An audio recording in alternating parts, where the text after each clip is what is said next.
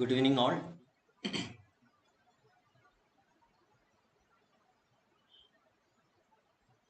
Good evening all. Welcome to Entri app. Entri app-ന്റെ RBI grade B phase 2 എക്സാമിന് വേണ്ടിയിട്ടുള്ള പ്രിപ്പറേഷൻസിനുള്ള live ക്ലാസ്സസിലേക്ക് എല്ലാവർക്കും സ്വാഗതം. ഈ ഒരു വീഡിയോയിൽ നമ്മൾ ഡിസ്കസ് ചെയ്യാൻ പോകുന്നത് ഫേസ് 2-ലെ തന്നെ ഡിസ്ക്രിപ്റ്റീവ് ഇംഗ്ലീഷ് എന്ന് പറയുന്ന ഡിസ്ക്രിപ്റ്റീവ് റൈറ്റിംഗ് സെക്ഷനിലെ ഇംഗ്ലീഷ് സെക്ഷനിലെ ക്വസ്റ്റ്യൻസ് ആയിരിക്കും നമ്മൾ ഡിസ്കസ് ചെയ്യുന്നത്. അതിൽ തന്നെ 3 വിഭാഗങ്ങളുണ്ട്. അതിൽ റീഡിംഗ് കോംപ്രിഹെൻഷൻ എന്ന് പറയുന്ന കാറ്റഗറിയാണ് നമ്മൾ ഈ ഒരു ക്ലാസ്സിൽ ഡിസ്കസ് ചെയ്യുന്നത്. ഇതിനു മുൻപുണ്ടായിരുന്ന ഒരു ലൈവ് സെഷനിൽ പലതരത്തിലുള്ള ക്വസ്റ്റ്യൻസ് ഡിസ്ക്രിപ്റ്റീവ് റൈറ്റിംഗ് ഇംഗ്ലീഷ് സെക്ഷനിൽ നിന്നുള്ള ക്വസ്റ്റ്യൻസിന്റെ പാറ്റേൺ എന്തൊക്കെയാണ്, അതിന്റെ മാർക്ക് ഡിസ്ട്രിബ്യൂഷൻ എങ്ങനെയാണ്, ടൈം മാനേജ്മെന്റ് എങ്ങനെയാണ് ചെയ്യേണ്ടത്, ഇത്തരം കാര്യങ്ങളെ പറ്റിയൊക്കെ നമ്മൾ ഡിസ്കസ് ചെയ്തതാണ്. ഈ ഒരു ക്ലാസ്സിൽ ഈ ഒരു ലൈവ് വീഡിയോയിൽ നമ്മൾ റീഡിംഗ് കോംപ്രിഹെൻഷൻ എന്ന് പറയുന്ന ഒരു പർട്ടിക്കുലർ സെക്ഷനെ പറ്റി തന്നെയായിരിക്കും ഡിസ്കസ് ചെയ്യുക. അപ്പോൾ ഒരിക്കൽ കൂടി എല്ലാവർക്കും എൻട്രി ആപ്പിലേക്ക് സ്വാഗതം. എൻ്റെ പേര് ജെറിൻ ജോസ്. ഇനി എൻട്രിയുടെ തന്നെ ഓൺലൈൻ കോച്ചിങ്ങിന് ജോയിൻ ചെയ്യാൻ താല്പര്യമുള്ളവർക്ക് ഈ കോഴ്സുകൾ, സ്ക്രീനിൽ കാണുന്ന കോഴ്സുകൾ നിലവിലുണ്ട്. Entry super gold, entry gold, entry regular gold, premium gold എന്ന് പറയുന്ന 4 പേരുകളിൽ 4 കോഴ്സുകൾ അവൈലബിൾ ആണ്. അപ്പോൾ താല്പര്യമുള്ളവർക്ക് താഴെ കൊടുത്തിരിക്കുന്ന നമ്പറിൽ കോൺടാക്ട് ചെയ്തു കഴിഞ്ഞാൽ നിങ്ങൾക്ക് ജോയിൻ ചെയ്യാവുന്നതാണ്. മെന്റർഷിപ്പോടുകൂടി, അസിസ്റ്റൻസോടുകൂടി തന്നെ നിങ്ങൾക്ക് പഠിക്കാവുന്നതാണ്. പ്രത്യേകിച്ച് ഫേസ് 2-ന് വേണ്ടിയിട്ടൊക്കെ പ്രിപ്പയർ ചെയ്യുന്ന ആളുകൾക്ക് ഒരു മെന്ററിന്റെ സഹായത്തോടുകൂടി എങ്ങനെയാണ് ഡിസ്ക്രിപ്റ്റീവ് റൈറ്റിംഗ് കൂടുതൽ മെച്ചപ്പെടുത്താനാവുക, ഇത്തരം കാര്യങ്ങളിലെല്ലാം കൃത്യമായ ഗൈഡൻസോടുകൂടി തന്നെ നിങ്ങൾക്ക് പഠിക്കാൻ സാധിക്കുന്നതാണ്. അപ്പോൾ തന്നിരിക്കുന്ന നമ്പറിൽ കോൺടാക്ട് ചെയ്തു കഴിഞ്ഞാൽ നിങ്ങൾക്ക് മറ്റ് കോഴ്സിനെ പറ്റിയുള്ള ഡീറ്റെയിൽസ് കിട്ടുന്നതാണ്. ഇപ്പം നമുക്കറിയാം, ഇംഗ്ലീഷ് ഡിസ്ക്രിപ്റ്റീവ് റൈറ്റിംഗ് ഈ ഒരു സെക്ഷനിൽ 3 ടൈപ്പ് ഓഫ് ക്വസ്റ്റ്യൻസ് ആണ് നിലവിലുള്ളത്. 1 റീഡിംഗ് കോംപ്രിഹെൻഷൻ ആണ്, 2 പ്രിസൈസ് റൈറ്റിംഗ് ആണ്, 3 എസ്സേ റൈറ്റിംഗ് ആണ്. ഈ കാര്യങ്ങൾ നമ്മൾ കഴിഞ്ഞ ക്ലാസ്സിൽ ഡിസ്കസ് ചെയ്തതാണ്. ഈ 3 വിഭാഗങ്ങളിലും കൂടെ 100 മാർക്കാണ് നമുക്ക് ഓൾ ടുഗദർ ഉള്ളത്. അപ്പം മാർക്ക് ഡിസ്ട്രിബ്യൂഷൻ സ്വാഭാവികമായിട്ടും 30, 35, 35 ഈ ഒരു രീതിയിലായിരിക്കും പൊതുവെ മാർക്ക് ഡിസ്ട്രിബ്യൂഷൻ വരിക. ഇതിൽ 3നും ഈക്വൽ ഇമ്പോർട്ടൻസ് തന്നെയാണ് കൊടുക്കേണ്ടത്. നമ്പർ ഓഫ് ക്വസ്റ്റ്യൻസിനെ സംബന്ധിച്ച് ഞാൻ കഴിഞ്ഞ ക്ലാസ്സിൽ ഡിസ്കസ് ചെയ്തിട്ടുള്ളതാണ്. എസ്സേ റൈറ്റിംഗിൽ ഒരു എസ്സേ ആയിരിക്കും നിങ്ങൾ എഴുതേണ്ടി വരിക. പ്രീസൈസ് റൈറ്റിംഗിൽ ഒരു പാസേജ് തന്നിട്ട് അതിന്റെ പ്രിസൈസ് ആയിരിക്കും എഴുതേണ്ടി വരിക. റീഡിംഗ് കോംപ്രിഹെൻഷനിലും സമാനമായ രീതിയിൽ ഒരു പാസേജ് തരികയും അതിൽ നിന്നുള്ള 4ഓ 5ഓ ചോദ്യങ്ങൾക്ക് ഡിസ്ക്രിപ്റ്റീവായിട്ട് ഉത്തരം എഴുതുകയുമാണ് വേണ്ടത്. RBIയുടെ തന്നെ ഫേസ് 1 എക്സാമുകളിലും ഇംഗ്ലീഷ് സെക്ഷനിൽ റീഡിംഗ് കോംപ്രിഹെൻഷൻ എന്ന് പറയുന്ന ഒരു സെക്ഷൻ ഉണ്ടായിരുന്നു. പക്ഷേ അൺലൈക്ക് ഫേസ് 1, ഫേസ് 2-ലേക്ക് വരുമ്പോൾ ആൻസർ മൾട്ടിപ്പിൾ ചോയ്സ് ആയിരിക്കില്ല. ഫേസ് 1-ൽ ഉണ്ടായിരുന്ന ക്വസ്റ്റ്യൻസ് എന്ന് പറയുന്നത് മൾട്ടിപ്പിൾ ചോയ്സ് ക്വസ്റ്റ്യൻസ് ആയിരുന്നു. അവിടെ ഓപ്ഷൻസ് ഉണ്ട്, ഓപ്ഷനിൽ നിന്ന് നമ്മൾ ഉത്തരം കണ്ടെത്തിയാൽ മതിയായിരുന്നു. പക്ഷെ ഇവിടെ അങ്ങനെയല്ല. ചോദ്യങ്ങളുടെ സ്വഭാവം മാറും, ചോദ്യങ്ങളുടെ രീതി മാറുന്നുണ്ട്. ഡിസ്ക്രിപ്റ്റീവായിട്ട് നമ്മൾ ആൻസർ സെന്റൻസുകളായിട്ട് നമ്മൾ സ്വന്തമായിട്ട് എഴുതേണ്ട രീതിയിലുള്ള ക്വസ്റ്റ്യൻസ് ആയിരിക്കും റീഡിംഗ് കോംപ്രിഹെൻഷനിൽ വരിക. അപ്പോൾ മറ്റൊരു കാര്യം, 90 മിനിറ്റ്സ് ആണ് ടോട്ടൽ ഈ ഒരു സെഷന് വേണ്ടിയിട്ട് അലോട്ട് ചെയ്തിരിക്കുന്നത്. അപ്പം 3 വിഭാഗങ്ങളുണ്ട്. ഇതിന് 3നും ഈക്വൽ വെയിറ്റേജുമാണ് ഏറെക്കുറെ ഉള്ളത്. അതുകൊണ്ട് തന്നെ it is always advisable that you divide the time equally. ഏതാണ്ട് 30 മിനിറ്റ് വീതം ഈ 3 സെക്ഷൻസിനുമായിട്ട് വീതിക്കുന്നതായിരിക്കും ഏറ്റവും വൈസ്ഫുൾ എന്ന് പറയുന്നത്, ഏറ്റവും യുക്തിപരമായിട്ടുള്ള ഒരു തീരുമാനം എന്ന് പറയുന്നത്. കാരണം എല്ലാം ഈക്വലി ടൈം ഡിമാൻഡ് ചെയ്യുന്ന ഏരിയാസുമാണ്. കാരണം എസ്സേ റൈറ്റിംഗ് അരമണിക്കൂറോളം എടുക്കും. നമ്മളൊരു ടോപ്പിക്ക് കണ്ട് അത് തീരുമാനിച്ച് അത് എങ്ങനെ എഴുതണം എന്നൊക്കെ പ്ലാൻ ചെയ്ത് വരുമ്പോഴേക്കും ഒരു 25-30 മിനിറ്റ്സ് എങ്കിലും അതിന് തീർച്ചയായിട്ടും നമ്മൾ സ്പെയർ ചെയ്യേണ്ടി വരും. റീഡിംഗ് കോംപ്രിഹെൻഷനും ഇതുപോലെ തന്നെ ഒരു വലിയ പാസേജ് ആയിരിക്കും. ആ പാസേജ് മുഴുവൻ വായിച്ചതിന് ശേഷമാണ് നമ്മൾ ഉത്തരങ്ങളിലേക്ക് കിടക്കുന്നത്. അപ്പോൾ തീർച്ചയായിട്ടും നമ്മൾ അതിനും ഒരു 30 മിനിറ്റ്സ് എങ്കിലും നമ്മൾ സ്പെയർ ചെയ്യേണ്ടി വരും. അപ്പോൾ ഈ 90 മിനിറ്റ്സ് എന്നുള്ളതിനെ നമുക്ക് 3ആയിട്ട് ഡിവൈഡ് ചെയ്യുക എന്നുള്ളതാണ് നമുക്ക് ചെയ്യാൻ കഴിയുന്ന ഒരു കാര്യം. Which gives you 30 minutes for each sections. അത് തന്നെയാണ് നമുക്ക് റീഡിംഗ് കോംപ്രിഹെൻഷനും കിട്ടുക. 30 മിനിറ്റ്സ്, 30 മിനിറ്റ് സമയം നമുക്ക് റീഡിംഗ് കോംപ്രിഹെൻഷന് വേണ്ടിയിട്ട് ലഭിക്കുന്നതായിരിക്കും. ഇനി എന്താണ് റീഡിംഗ് കോംപ്രിഹെൻഷൻ? റീഡിംഗ് കോംപ്രിഹെൻഷൻ നിങ്ങൾക്കറിയാം, you will be given A passage, വലിയൊരു പാസേജ് തന്നിട്ടുണ്ടാകും. അതൊരു പക്ഷേ ഒരു ആർട്ടിക്കിൾ ആകാം, അല്ലെങ്കിൽ ഏതെങ്കിലും ഒരു വിഷയത്തെ സംബന്ധിച്ചുള്ള ഒരു ജനറൽ എസ്സേ സ്വഭാവത്തിലുള്ള ഒരു പാസേജ് ഒക്കെ ആയിരിക്കാം. അതിനെ തുടർന്ന് വരുന്ന ആ പാസേജിനെ ബേസ് ചെയ്തുകൊണ്ടുള്ള ക്വസ്റ്റ്യൻസ് ആണ് നമ്മൾ റീഡിംഗ് കോംപ്രിഹെൻഷൻ സെഷനിൽ ഉണ്ടാവുക. So basically, reading comprehension is conducted അല്ലെങ്കിൽ is included in such exams to test how well you perceive information, make sense of or comprehend the written matters. എഴുതി ലഭിച്ചിരിക്കുന്ന ഒരു കണ്ടന്റിനെ, ഒരു ടെക്സ്റ്റിനെ, how well you perceive information, അതിൽ നിന്ന് information നമ്മൾ എങ്ങനെ മനസ്സിലാക്കിയെടുക്കുന്നു, നമ്മൾ എങ്ങനെ സ്വീകരിക്കുന്നു, and how you make sense of or comprehend, നമ്മൾ അതിനെ എങ്ങനെ ഉൾക്കൊള്ളുന്നു, അതിൽ നിന്ന് എത്രത്തോളം ഇൻഫർമേഷൻ നമ്മൾ ഗ്രാസ്പ് ചെയ്യാൻ സാധിക്കുന്നു.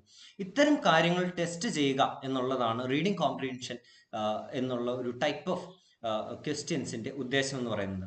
And also evaluates the ability of the candidate to cognise information, feelings and ideas without any changes, without any chances for misunderstanding.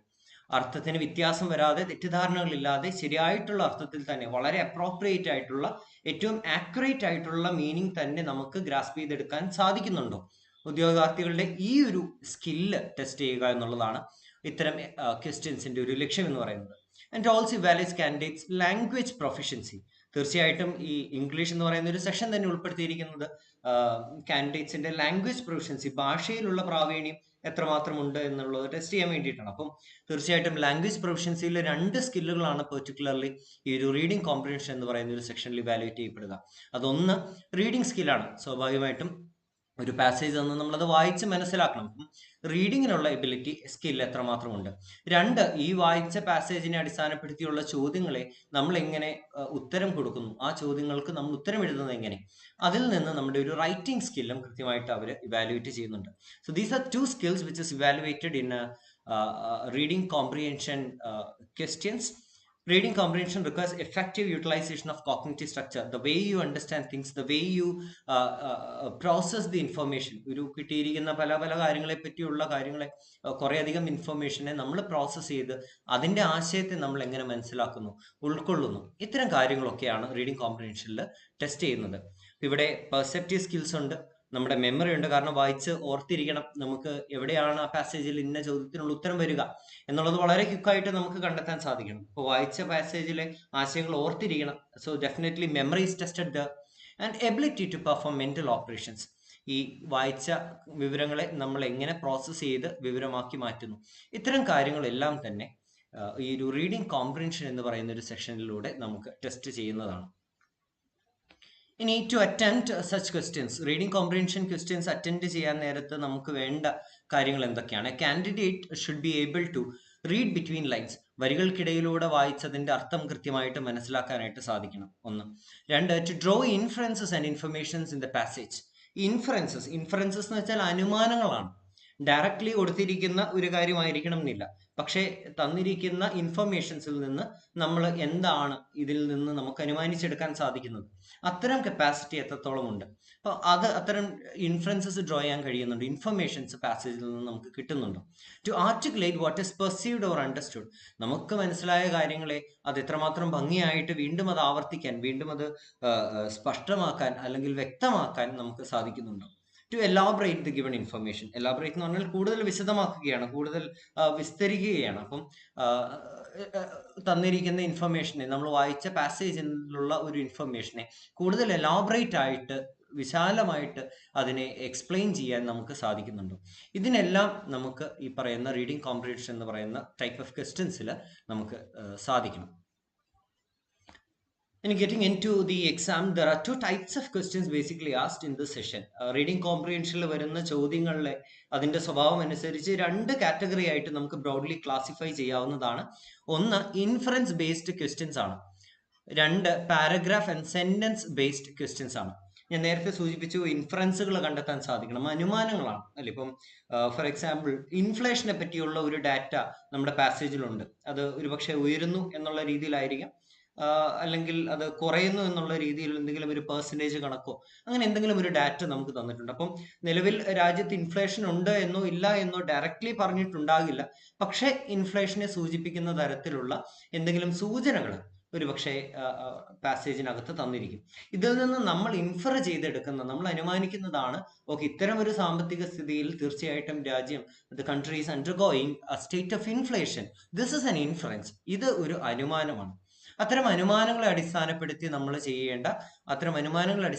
നമ്മൾ ഉത്തരവെഴുതേണ്ട ചോദ്യങ്ങളുണ്ട്. And this is the first category, inference based questions എന്ന് പറയുന്നത്. രണ്ടാമത്തെ കുറെ കൂടി direct ആണ്. Paragraph and sentence based questions എന്ന് പറയുന്നത് തന്നിരിക്കുന്ന പാസേജിൽ നിന്ന് നേരിട്ടുള്ള ചോദ്യങ്ങളായിരിക്കും. അപ്പൊ അതിന് പ്രത്യേകിച്ച് ഇൻഫർ ചെയ്തെടുക്കേണ്ടിയൊന്നും കാര്യം ഉണ്ടാവില്ല. ഡയറക്ട്ലി പാസേജിൽ തന്നെ അതിന്റെ ക്ലൂസ് ഉണ്ടാകും. അതിൽ നിന്ന് നേരിട്ട് പാസേജിൽ തന്നിരിക്കുന്ന വാക്യങ്ങളെ നേരിട്ട് വരുന്ന രീതിയിലുള്ള ചോദ്യങ്ങളായിരിക്കും ഈ പാരഗ്രാഫ് ആൻഡ് സെന്റൻസ് ബേസ്ഡ് ക്വസ്റ്റ്യൻസിൽ ഉണ്ടാവുക. Let's see what are these questions. Inference based questions. ഞാൻ ബേസിക്കലി അത് എന്താണ് എന്നൊന്ന് പറഞ്ഞു.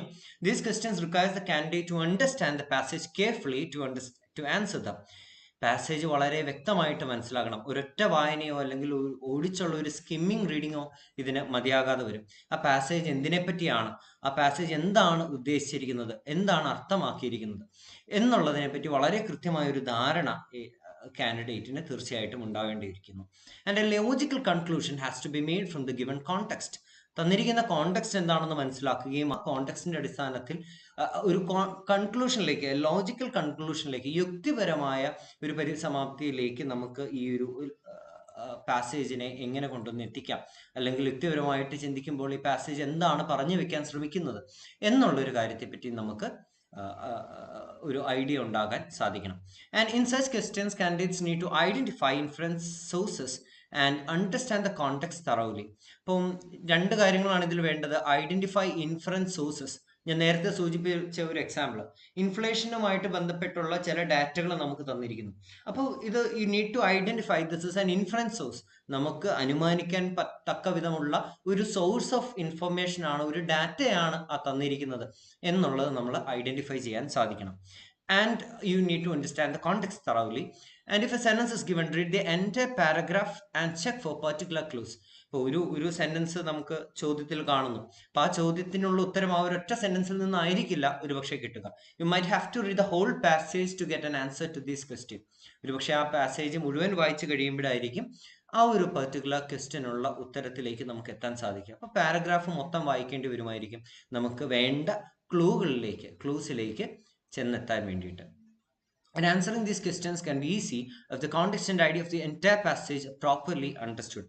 അപ്പം പാസേജ് എന്തിനെ പറ്റിയാണ്, അതിന്റെ കോണ്ടെക്സ്റ്റ് എന്താണ്, അതിൽ പറഞ്ഞിരിക്കുന്ന ആശയം എന്താണ്, അതിന്റെ പശ്ചാത്തലവും ആശയവും നമ്മൾ വളരെ കൃത്യമായിട്ട് മനസ്സിലാക്കി കഴിഞ്ഞാൽ ഇത്തരം ചോദ്യങ്ങൾക്ക് ഉത്തരം എഴുതുക എന്ന് പറയുന്നത് വളരെ എളുപ്പമാണ്. And I should say out of these 3 categories, English descriptive writing എന്ന് പറയുന്ന സെഷനിൽ പ്രീസിസ് റൈറ്റിങ്ങിനെ അപേക്ഷിച്ച് അല്ലെങ്കിൽ എസ്സേ റൈറ്റിങ്ങിനെ അപേക്ഷിച്ച് ഏറ്റവും എളുപ്പമുള്ള ഒരു സെക്ഷൻ എന്ന് പറയുന്നത് തീർച്ചയായിട്ടും റീഡിംഗ് കോംപ്രിഹെൻഷൻ ആണ്. കാരണം പലപ്പോഴും ചോദ്യങ്ങൾ അത്ര ഡിഫിക്കൽട്ട് ഒന്നും ആവില്ല, പലപ്പോഴും ഡയറക്റ്റ് ക്വസ്റ്റ്യൻസ് ഒക്കെ തന്നെയാണ് RBI ചോദിക്കാറ്. So questions based on inferences can be like, ചോദ്യങ്ങളുടെ ഒരു രൂപത്തിന്റെ ഒരു എക്സാമ്പിൾ ആണ് തന്നിരിക്കുന്നത്. What can be inferred from the sentence. പിന്നെ കോഴ്സിൽ ഒരു സെന്റൻസ് കൊടുത്തിട്ടുണ്ടാകും. അപ്പൊ ആ സെന്റൻസ് കൊണ്ട് നമുക്ക് ഇൻഫർ ചെയ്തെടുക്കാവുന്ന, നമുക്ക് എന്ത് അനുമാനിക്കാം, വായനക്കാരന് തന്നിരിക്കുന്ന, അപ്പൊ ആ സെന്റൻസിന്റെ അർത്ഥമല്ല ചോദിക്കുന്നത്, സെന്റൻസിന്റെ അർത്ഥത്തിന്റെ അപ്പുറമുള്ള ഒരു ഇൻഫറൻസ് എന്താണ്, ഇൻഫേർഡ് മീനിങ് എന്താണ്, നമുക്ക് ഡിഡക്ട് ചെയ്തെടുക്കാൻ കഴിയുന്ന ആശയം എന്താണ് എന്നുള്ളതാണ് അത്തരം ചോദ്യങ്ങൾക്ക് നമ്മൾ ഉത്തരം എഴുതേണ്ടത്. അപ്പം ക്വസ്റ്റ്യൻസിന്റെ ഒരു സ്വഭാവം ഈ രീതിയിൽ, ദി സെന്റൻസ്. അപ്പൊ ഈ വാക്കുകൾ നോക്കുക, ഇൻഫേർഡ് എന്ന് കാണുമ്പോൾ what can B understood from the passage എന്നല്ല, ഇൻഫേർഡ് എന്നുള്ളതാണ്. അണ്ടർസ്റ്റുഡ് അല്ലെങ്കിൽ വാട്ട് ഡസ് ദ സെന്റൻസ് മീൻ എന്നാണ് ചോദ്യമെങ്കിൽ അതൊരു ഡയറക്റ്റ് ക്വസ്റ്റ്യൻ ആണ്, അത് നേരിട്ടുള്ള ഒരു ചോദ്യമാണ്. അപ്പോൾ ആ തന്നിരിക്കുന്ന സെന്റൻസിന്റെ അർത്ഥം എന്താണെന്ന് മാത്രം നമ്മൾ നമ്മുടേതായ ഭാഷയിൽ എഴുതിയാൽ മതിയാകും. You can just explain whatever the sentence means to say in your own language. But here inferred എന്ന് തന്നെയാണ് ചോദിച്ചിരിക്കുന്നത്. അപ്പൊ ആ വാക്ക് നമ്മൾ ശ്രദ്ധിക്കണം, ഇൻഫേർഡ് ആണ്. ഡയറക്റ്റ് മീനിങ് അല്ല ഉദ്ദേശിക്കുന്നത്, ഇൻഫർ ചെയ്തെടുക്കാൻ സാധിക്കുന്ന അനുമാനം എന്താണ്, നമുക്ക് എന്ത് അനുമാനിക്കാം എന്നുള്ളതാണ് അവിടുത്തെ ചോദ്യം.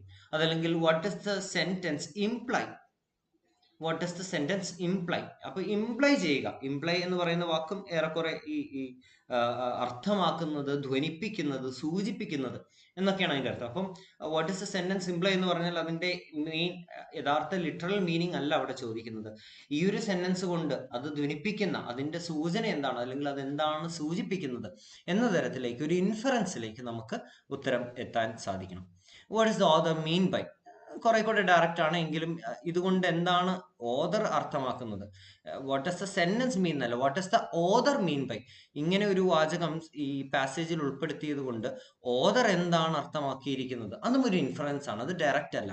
ഓദർ എന്താണ് പറയാൻ ശ്രമിച്ചിരിക്കുന്നത്, കവി ഉദ്ദേശിച്ചത് എന്നൊക്കെ പറയുന്നത് പോലെ കവി ഇവിടെ എന്താണ് ഉദ്ദേശിച്ചത്, കവി ഡയറക്റ്റ്ലി പറഞ്ഞു വെച്ചിരിക്കുന്നതല്ല, ആ പറഞ്ഞ ലിറ്ററൽ മീനിങ്ങിനപ്പുറം മറ്റെന്തോ ഇതുകൊണ്ടുള്ള ഒരു സൂചകം ഉണ്ടാകാം. അപ്പൊ ആ സൂചന എന്താണ്, സൂചിപ്പിക്കുന്നത് എന്താണ് എന്നുള്ളത് നമുക്ക് കണ്ടെത്താനായിട്ട് സാധിക്കണം. അപ്പൊ ഇതാണ് ഒരു ടൈപ്പ് ഓഫ് ക്വസ്റ്റ്യൻ എന്ന് പറയുന്നത്, ഇൻഫറൻസ് ബേസ്ഡ് ക്വസ്റ്റ്യൻസ് എന്ന് പറയുന്നത്. അടുത്ത ഒരു കാറ്റഗറി എന്ന് പറയുന്നത് paragraph and sentence based questions ആണ്. ദീസ് ആർ മോർ ഡയറക്റ്റ്, കുറെ കൂടെ നേരിട്ടുള്ള ചോദ്യങ്ങളാണ്. ഇൻഫറൻസ് പോലെ കൂടുതൽ നമ്മൾ ഇൻഫർ ചെയ്തെടുക്കുകയൊന്നും വേണ്ട, ഡയറക്റ്റ് ആയിരിക്കും ചോദ്യം. Questions might also be asked related to a particular paragraph or sentence of the passage. Directly related to a particular paragraph or sentence ആണ്. ഒരു വാക്യത്തിന്റെയോ അല്ലെങ്കിൽ ഒരു മൊത്തം പാരഗ്രാഫിന്റെയോ ആശയം ഉൾക്കൊള്ളുന്ന രീതിയിൽ അതിൽ നിന്ന് നേരിട്ടുള്ള ചോദ്യങ്ങളാണ് ഈ direct question, paragraph and sentence based ക്വസ്റ്റ്യൻസിൽ ഉണ്ടാവുക. അപ്പൊ അത് കാൻഡിഡേറ്റിന്റെ ഒരു ഇൻറ്റ്യൂട്ടീവ് അല്ലെങ്കിൽ ലോജിക്കൽ സെൻസിനെയൊക്കെയാണ് അവിടെ ഇവാലുവേറ്റ് ചെയ്യുന്നത്. And candidates are required to comprehend each passage properly and keep the key ideas in mind. ഇപ്പൊ തന്നിരിക്കുന്ന പാസേജിലെ കീ ഐഡിയാസ് എന്തൊക്കെയാണ്, എന്താണ് ആ പാസേജിന്റെ പ്രധാനപ്പെട്ട ആശയങ്ങൾ എന്നുള്ളത് വളരെ കൃത്യമായിട്ട് ഐഡന്റിഫൈ ചെയ്യുകയും ആ കീ ഐഡിയാസിനെ ബേസ് ചെയ്തുകൊണ്ടായിരിക്കും ചോദ്യം. അപ്പൊ ആ കീ ഐഡിയാസ് അല്ലെങ്കിൽ പ്രധാനപ്പെട്ട ആശയങ്ങൾ വരുന്ന വാക്യങ്ങൾ എവിടെയാണ്, അത് ഏത് പാസേജിലാണ്, പാരഗ്രാഫിലാണ് വരുന്നത്, ആ പാരഗ്രാഫിന്റെ ഏത് ഭാഗത്താണ് വരുന്നത്, ആ ഉത്തരത്തിലേക്ക് എത്താനുള്ള സെന്റൻസുകൾ ഏതൊക്കെയാണ് എന്നുള്ളതിലേക്ക് നമ്മൾ നേരിട്ട് ചെന്നാൽ മതിയാകും. So this is comparatively a much easier thing to do, കുറെ കൂടെ എളുപ്പമാണ്. ഇത്തരം കീ വേർഡുകൾ കാണും. ഇപ്പൊ for example look for certain word, definite words like ironically, although, but. ഇങ്ങനത്തെയൊക്കെ വാക്കുകൾ നമ്മൾ കാണുകയാണ് എന്ന് സങ്കല്പിക്കുക. ഐറണിക്കലി എന്ന് പറയുമ്പോൾ അർത്ഥമാക്കുന്നത്, അല്ലെങ്കിൽ ഓൾദോ, ബട്ട്, ഈ വാക്കുകളെല്ലാം തന്നെ പറഞ്ഞു വെച്ച ഒരു ആശയത്തിന് വിരുദ്ധമായിട്ട് അല്ലെങ്കിൽ അതിന്റെ ഓപ്പോസിറ്റ് അർത്ഥം വരുന്ന അല്ലെങ്കിൽ അതിന് നേരെ വിരുദ്ധമായിട്ടുള്ള ഒരു കാര്യം പറയാൻ നേരത്താണ് ഓൾദോ, അല്ലെങ്കിൽ ഐറണിക്കലി ഇതിന് വിരുദ്ധമായിട്ട് മറ്റെന്തോ പറയാൻ നേരത്താണ്, അല്ലെങ്കിൽ ബട്ട് ഒരു കാര്യം പറയുന്നു, ബട്ട് പക്ഷേ എന്ന് പറഞ്ഞ് നമ്മൾ മറ്റൊരു കാര്യം പറയുന്നുണ്ടെങ്കിൽ തീർച്ചയായിട്ടും അതെന്താണ്, അതിന് ഓപ്പോസിറ്റ് ആയിട്ടുള്ള, അതിന് വിരുദ്ധമായിട്ടുള്ള മറ്റൊരു കാര്യമായിരിക്കാം ഒരു പക്ഷേ അവിടെ പറയുന്നത്. അപ്പൊ ആ രീതിയിലുള്ള വാക്കുകൾ ശ്രദ്ധിക്കുന്നത് നമുക്ക് ഓക്കെ, ഇതുവരെ പറഞ്ഞു വന്നുകൊണ്ടിരുന്ന ആശയമല്ല, ഇനി അങ്ങോട്ട് ഇതിന്റെ മറ്റൊരു തലമാണ് അല്ലെങ്കിൽ മറ്റൊരു വശമാണ്, ഇതിന്റെ നേരെ വിരുദ്ധമായിട്ടുള്ള ഒരു ആശയമാണ് ഇവിടെ ഓദർ സൂചിപ്പിക്കാൻ പോകുന്നത് എന്നുള്ളൊരു ക്ലൂ നമുക്ക് കിട്ടും. അതുപോലെ തന്നെ ഹെൻസ്, ദെർഫോർ, ബിക്കോസ്, സിൻസ്, ഇതുപോലെ ഇത്തരത്തിലുള്ള വാക്കുകൾ, ഇതെല്ലാം നമ്മൾ കാരണങ്ങളെ സൂചിപ്പിച്ച് അവസാനം ഒരു ഇൻഫ്ലുവൻസിലേക്ക് വരുന്നതാണ്. ദെർഫോർ അതുകൊണ്ട് എന്ന് പറഞ്ഞ് നമ്മൾ ലാസ്റ്റ് ഒരു കൺക്ലൂഷനിലേക്ക് എത്തുന്നതാണ്. അല്ലെങ്കിൽ ബിക്കോസ് ഓഫ് അല്ലെങ്കിൽ സിൻസ് പോലുള്ള വാക്കുകൾ നമ്മൾ ഒരു കാരണം പറയാൻ വേണ്ടിയിട്ട്, ഇക്കാരണത്താൽ എന്ന് പറഞ്ഞ് നമ്മൾ പറഞ്ഞിരിക്കുന്ന ഒരു സ്റ്റേറ്റ്മെന്റിനെ സപ്പോർട്ട് ചെയ്യാൻ വേണ്ടിയിട്ട്, സബ്സ്റ്റാൻഷിയേറ്റ് ചെയ്യാൻ വേണ്ടിയിട്ട് നമ്മൾ കൂട്ടിച്ചേർക്കുന്ന ബിക്കോസ് ഓഫ്, സിൻസ്, ഇന്ന കാരണം കൊണ്ട് ഇത് സംഭവിക്കുന്നു. അപ്പൊ ഒരു കാരണമാണ്. അപ്പം ചോദ്യങ്ങളിൽ എവിടെയെങ്കിലുമൊക്കെ എന്താണ് ഇതിന്റെ റീസൺസ്, എന്ത് കാരണങ്ങൾ കൊണ്ടാണ് ഇത്തരം ഒരു സാഹചര്യം ഉണ്ടാകുന്നത്, അങ്ങനെ ചോദ്യമുണ്ടെങ്കിൽ നമുക്ക് തീർച്ചയായിട്ടും എവിടെയാണ് ബിക്കോസ്, എവിടെയാണ് സിൻസ് എന്ന് തിരഞ്ഞു പോയാൽ മതിയാകും. So it's very easy if you could identify these words in a sentence, in a passage, and then you can easily go to the clues. എവിടെയാണ് നമുക്കുള്ള ഉത്തരം പതിയിരിക്കുന്നത് എന്ന് നമുക്ക് വളരെ പെട്ടെന്ന് തന്നെ കണ്ടെത്താവുന്നതാണ്. So the questions may be like the measures taken by the organization can be best described as. അപ്പം ഡിസ്ക്രൈബ് ചെയ്യാനാണ് പറഞ്ഞിരിക്കുന്നത്. ഓർഗനൈസേഷൻ എടുത്തിരിക്കുന്ന മെഷേഴ്സിനെ നമുക്ക് എങ്ങനെയൊക്കെ ഡിസ്ക്രൈബ് ചെയ്യാം. അത് ഡയറക്റ്റ് ആണ്, 1, 2, 3 എന്നുള്ള ഓർഡറിൽ തന്നെ ഒരു പക്ഷേ ഇത് കൊടുത്തിട്ടുണ്ടാകാം. ഇനി അതുപോലെ തന്നെ the second paragraph ക്രിട്ടിസൈസസ്. Second paragraph എന്ത് കാര്യത്തെയാണ് ക്രിട്ടിസൈസ് ചെയ്യുന്നത്, അത് പാസേജ് വായിച്ചു കഴിഞ്ഞാൽ നമുക്ക് മനസ്സിലാവും. അതിന്റെ ഒരു ആശയം ഉൾക്കൊണ്ടാൽ മാത്രം മതി. If you understand what the passage or what this particular paragraph talks about, ആ ഒരു പാരഗ്രാഫ് എന്തിനെ പറ്റിയാണ് സംസാരിക്കുന്നത് എന്ന് മനസ്സിലായാൽ സെക്കൻഡ് പാരഗ്രാഫ് ക്രിട്ടിസൈസ് ചെയ്യുന്നത് എന്തിനെയാണ് എന്നുള്ള ഉത്തരം നമുക്ക് കൃത്യമായിട്ട് കിട്ടും. അതല്ലെങ്കിൽ ദ തേർഡ് പാരഗ്രാഫ് ഡിസ്ക്രൈബ്സ്, മൂന്നാമത്തെ പാരഗ്രാഫ് വിശദീകരിക്കുന്നത്, ഡിസ്ക്രൈബ് ചെയ്യുന്നത് എന്തിനെയാണ്. What are the reasons elaborated in the fourth paragraph, നാലാമത്തെ പാരഗ്രാഫിൽ പറഞ്ഞിരിക്കുന്ന കാരണങ്ങൾ എന്തൊക്കെയാണ്, റീസൺസ് എന്തൊക്കെയാണ്. ഇത്തരത്തിലുള്ള ഡയറക്റ്റ് ക്വസ്റ്റ്യൻസ് ആയിരിക്കും for which you can get answers directly from the passage. പാസേജിൽ നിന്ന് നേരിട്ടെടുത്തെഴുതാവുന്ന തരത്തിലുള്ള ചോദ്യങ്ങളായിരിക്കും ഈ പറയുന്ന ക്വസ്റ്റ്യൻസിൽ എല്ലായിടത്തും വരിക. ഈ രണ്ട് ടൈപ്പ് ഓഫ് ക്വസ്റ്റ്യൻസ് ആണ് പ്രധാനമായിട്ടും റീഡിംഗ് കോംപ്രിഹെൻഷൻ വിഭാഗത്തിൽ നിന്ന് ഉണ്ടാകുന്നുള്ളൂ. Now getting into strategies for attempting reading comprehension questions. ഇതിന് പ്രത്യേകിച്ച് അങ്ങനെ വലിയൊരു സ്ട്രാറ്റജിക്കൽ മൂവ്മെന്റിന്റെ ഒന്നും ആവശ്യമില്ല. കാരണം ഇതൊരു ഹൈസ്കൂൾ ലെവലിൽ മുതൽ നമ്മൾ ചെയ്യുന്ന കാര്യങ്ങളൊക്കെയാണ്. അല്ലെങ്കിൽ സ്കൂളിൽ ഏറ്റവും ചെറിയ ക്ലാസ്സുകൾ മുതൽ നമ്മൾ കഥ വായിക്കുന്നു, കഥയിൽ നിന്ന് ചോദ്യങ്ങൾ ഉണ്ടാകുന്നു, ആ ചോദ്യങ്ങൾക്ക് ഉത്തരം എഴുതുന്നു. ഇത് നമ്മൾ ചെയ്ത് ശീലിച്ച് പോന്നിട്ടുള്ള ഒരു കാര്യമാണ്. അപ്പം അതുകൊണ്ട് ഇതിന് വലിയൊരു സ്ട്രാറ്റജി ഒന്നും നമ്മൾ പ്ലാൻ ചെയ്യേണ്ടതില്ല. സാധാരണ നമുക്കറിയാവുന്ന കുറെ ബേസിക് ആയിട്ടുള്ള കാര്യങ്ങൾ മാത്രം പാലിച്ചാൽ മതിയാകും. But still there are certain tips. Read the passage completely before you start answering. ഉത്തരം എഴുതി തുടങ്ങുന്നതിന് മുൻപ് നമ്മൾ പാസേജിന്റെ തുടക്കം ആദ്യത്തെ 2 പാരഗ്രാഫ് വായിച്ചു, അതിനുശേഷം വലിയ പാസേജ് ആണ്, നമുക്കത് ബാക്കി പിന്നെ വായിക്കാം എന്ന് പറഞ്ഞ് ചോദ്യത്തിലേക്ക് പോയി. ചോദ്യത്തിന് ഉത്തരം ആദ്യത്തെ പാരഗ്രാഫിൽ തന്നെ ഉണ്ട് എന്ന് തോന്നിക്കൊണ്ട് നമ്മൾ ഉത്തരം എഴുതാൻ തുടങ്ങരുത്. Before you start writing, read the whole passage completely. ആ പാസേജ് പൂർണ്ണമായിട്ടും വായിച്ച് അവസാനിപ്പിക്കുക. കാരണം അത് വലിയൊരു ടാസ്ക് അല്ല. കാരണം as I told you, you can spare 30 minutes for this whole session. Reading comprehension എന്ന് പറയുന്ന ഒരു വിഭാഗത്തിന് വേണ്ടിയിട്ട് 30 മിനിറ്റ് നിങ്ങൾക്ക് എക്സാമിൽ മാറ്റി വെക്കാനുണ്ട്. ആ 30 മിനിറ്റിൽ 10 മിനിറ്റ് പോലും പാസേജ് വായിച്ച് തീർക്കാൻ വേണ്ടിയിട്ട് എടുക്കുന്നില്ല. പാസേജ് എന്ന് പറയുന്നത് എത്ര വലുതാണെങ്കിലും അതിന് ഒരു 5-6 മിനിറ്റ് കൊണ്ടോ നമുക്ക് വായന പൂർത്തിയാക്കാവുന്നതേ ഉള്ളൂ. അപ്പം അതിന് അധികം സമയം എടുക്കുന്നില്ല എന്നുള്ളത് കൊണ്ട് തന്നെ പാസേജ് മുഴുവൻ തീർച്ചയായിട്ടും വായിക്കുക. രണ്ടാമത്തെ കാര്യം, write the answers in your own sentences. പലപ്പോഴും നമുക്ക് ഉണ്ടാകാവുന്ന ഒരു ടെൻഡൻസിയാണ്, നമ്മൾ പാസേജിൽ നോക്കുമ്പോൾ അതിന്റെ ഉത്തരം അവിടെ കിടപ്പുണ്ട്, ആ സെന്റൻസ് അതേപോലെ എടുത്തു കൊണ്ടുവന്ന് നമ്മുടെ ഉത്തരത്തിലേക്ക് പ്ലേസ് ചെയ്യുക. So keep in your mind, remember this is not a test to test your knowledge. ഇവിടെ അളക്കുന്നത് നിങ്ങളുടെ ലാംഗ്വേജ് പ്രൊഫഷൻസിയാണ്. ഇപ്പൊ പാസേജിലെ വാക്യത്തിനെ അതേപോലെ എടുത്തു കൊണ്ടുവന്ന് പ്ലേസ് ചെയ്ത് ആൻസറിൽ ടൈപ്പ് ചെയ്യുന്നത് നിങ്ങളുടെ ലാംഗ്വേജ് പ്രൊഫഷൻസി ഒരിക്കലും മെറിറ്റ് ഉള്ളതാക്കി കാണിക്കില്ല. അതിന് നമ്മൾ നമ്മുടേതായിട്ടുള്ള സെന്റൻസിലേക്ക്, സ്വന്തം സെന്റൻസിലേക്ക്, യുവർ ഓൺ സെന്റൻസസിലേക്ക് മാറ്റി എഴുതാനായിട്ട് സാധിക്കണം. Only then you can prove your language ability, language proficiency. നമ്മളുടെ ഭാഷാ പ്രാവീണ്യത്തെ കാണിക്കണമെങ്കിൽ നമ്മൾ നമ്മുടേതായിട്ടുള്ള സ്വന്തം സെന്റൻസുകളിൽ ഈ ഉത്തരങ്ങൾ എഴുതണം. The third thing, language of the comprehension should not be copied. കോംപ്രിഹെൻഷനിലെ അതേ വാക്യങ്ങൾ ഒരു വ്യത്യാസവുമില്ലാതെ അതേപോലെ കോപ്പി ചെയ്ത് എഴുതുന്നതായിരിക്കരുത് നിങ്ങളുടെ ഉത്തരങ്ങൾ. പക്ഷെ പലപ്പോഴും കുറെ ഫ്രേസുകളെങ്കിലും ഒക്കെ ഓൾമോസ്റ്റ് സിമിലർ ആയിട്ട് എഴുതേണ്ടി വന്നേക്കാം.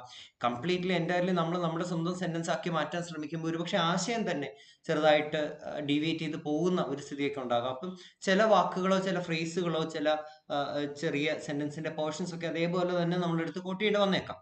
പക്ഷെ ഒരു പാരഗ്രാഫിനെ അതേപോലെ എടുത്ത് വീണ്ടും ടൈപ്പ് ചെയ്യുന്ന ഒരു സ്ഥിതി ഉത്തരങ്ങളിൽ ഉണ്ടാകാതിരിക്കാൻ ശ്രദ്ധിക്കുക. 4, do not give examples from your own imagination. ഉദാഹരണങ്ങൾ നല്ലതാണ്. ഉദാഹരണങ്ങൾ സഹിതം നമ്മൾ ഒരു കാര്യത്തെ വിശദീകരിക്കുന്നത് നമ്മളുടെ ആൻസറിന്റെ ഒരു ക്രെഡിബിലിറ്റി വർദ്ധിപ്പിക്കുന്ന ഒരു കാര്യമാണ്. പക്ഷേ ഇവിടെ നമുക്ക് തന്നിരിക്കുന്ന പാസേജിലുള്ള ആശയങ്ങളും പാസേജിലുള്ള ഇൻഫർമേഷൻസും പാസേജിലുള്ള എക്സാമ്പിളുകളും മാത്രമേ എടുത്തെഴുതാൻ നമുക്ക് അവകാശമുള്ളൂ. അതിനപ്പുറത്തേക്ക് നമ്മൾക്ക് എന്തൊക്കെ അറിയാമെങ്കിലും, ഒരുപക്ഷെ നമുക്ക് വളരെ പരിചിതമായിട്ടുള്ള ഒരു വിഷയമായിരിക്കാം, അതിനെപ്പറ്റി നമുക്കറിയാവുന്ന ഒരുപാട് കാര്യങ്ങളുണ്ടാകും. അപ്പം സ്വാഭാവികമായിട്ടും നമ്മളുടേതായിട്ടുള്ള ഒരു ഉദാഹരണം അവിടെ കൂട്ടിച്ചേർക്കാനുള്ള ഒരു ടെൻഡൻസി ഒക്കെ ഉണ്ടാകാം. അത് ഒഴിവാക്കുന്നതാണ് നല്ലത്.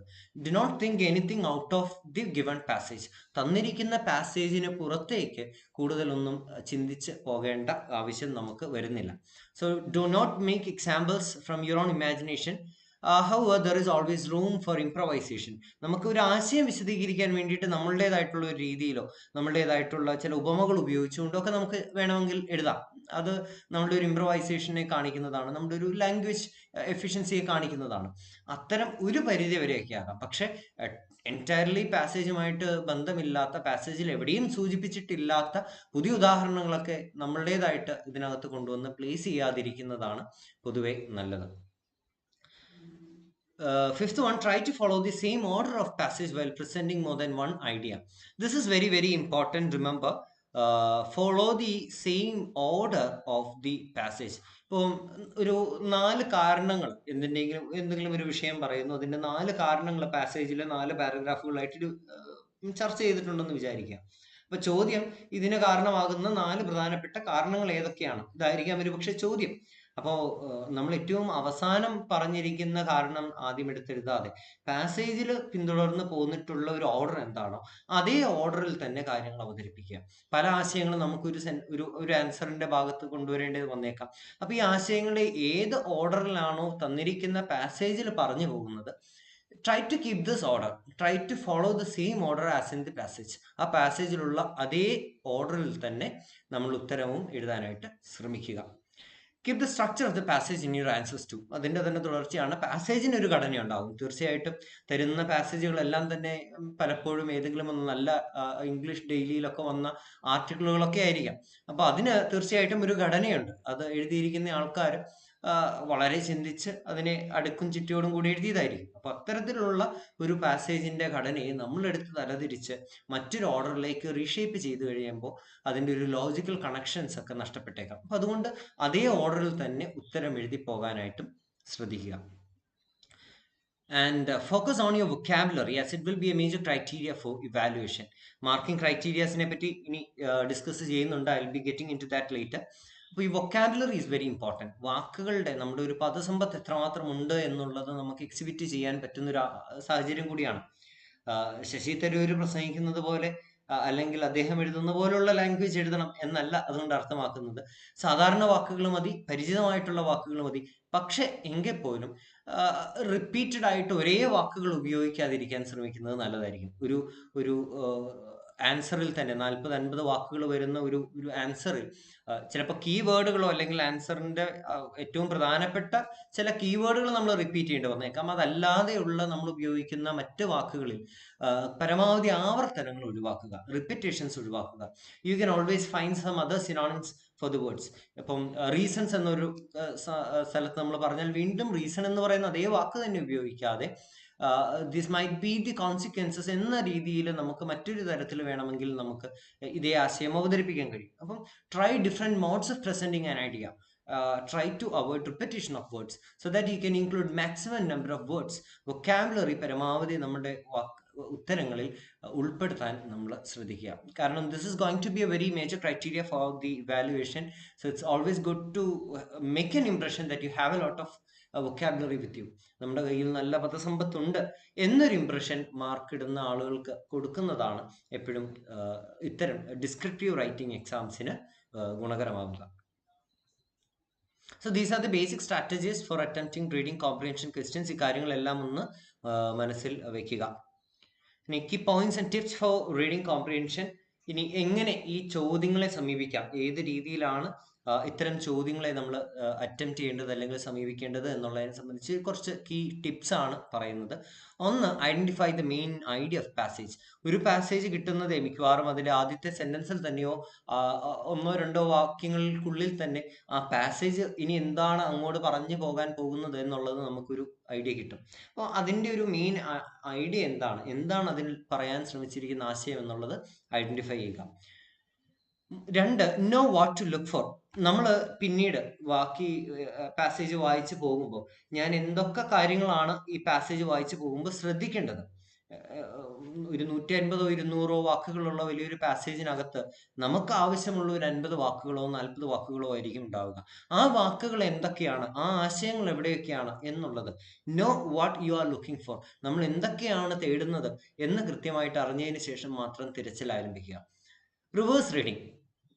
ഇത് പലപ്പോഴും റീഡിംഗ് കോംപ്രിഹെൻഷൻസിന് എല്ലാവരും സജസ്റ്റ് ചെയ്യാറുള്ള ഒരു സ്ട്രാറ്റജിയാണ് റിവേഴ്സ് റീഡിംഗ് ടെക്നിക് എന്ന് പറയുന്നത്. Read the questions before reading the passage. Passage കാര്യം 200-ഓളം വാക്കുകളുള്ള വലിയ പാസേജ് ആയിരിക്കും. ഒരു അറ്റം മുതൽ വായിച്ചു തുടങ്ങുന്നതിന് മുമ്പ് നമ്മൾ ഈ ആദ്യം കൊടുത്തിരുന്ന identify the main idea, know what to look for, ഈ 2 കാര്യങ്ങളിലേക്കും ഏറ്റവും എളുപ്പം എത്താൻ പറ്റുന്ന ഒരു മാർഗം കൂടിയാണ് റീഡിംഗ് ക്വസ്റ്റ്യൻസ് എന്ന് പറയുന്നത്. അപ്പം പാസേജിന് താഴെ ചോദ്യങ്ങൾ 4-5 ചോദ്യങ്ങൾ ഉണ്ടാകും. അപ്പൊ ഈ ചോദ്യങ്ങൾ ആദ്യം വായിക്കുകയാണെങ്കിൽ നമുക്ക് തീർച്ചയായിട്ടും ഈ 4-5 ചോദ്യങ്ങളിൽ ഉൾപ്പെടുന്ന കാര്യങ്ങളായിരിക്കും, അല്ലെങ്കിൽ ആ ചോദ്യങ്ങൾക്കുള്ള ഉത്തരമാണ് തീർച്ചയായിട്ടും ഈ പാസേജിൽ പറയുന്നത് എന്ന് നമുക്ക് ബോധ്യപ്പെടും. അപ്പം ആദ്യത്തെ ഐഡന്റിഫൈ ദ മെയിൻ ഐഡിയ എന്ന് പറയുന്നത് നമുക്ക് അവിടെ തന്നെ കിട്ടും. എന്താണ് പാസേജിന്റെ പ്രധാനപ്പെട്ട ആശയം.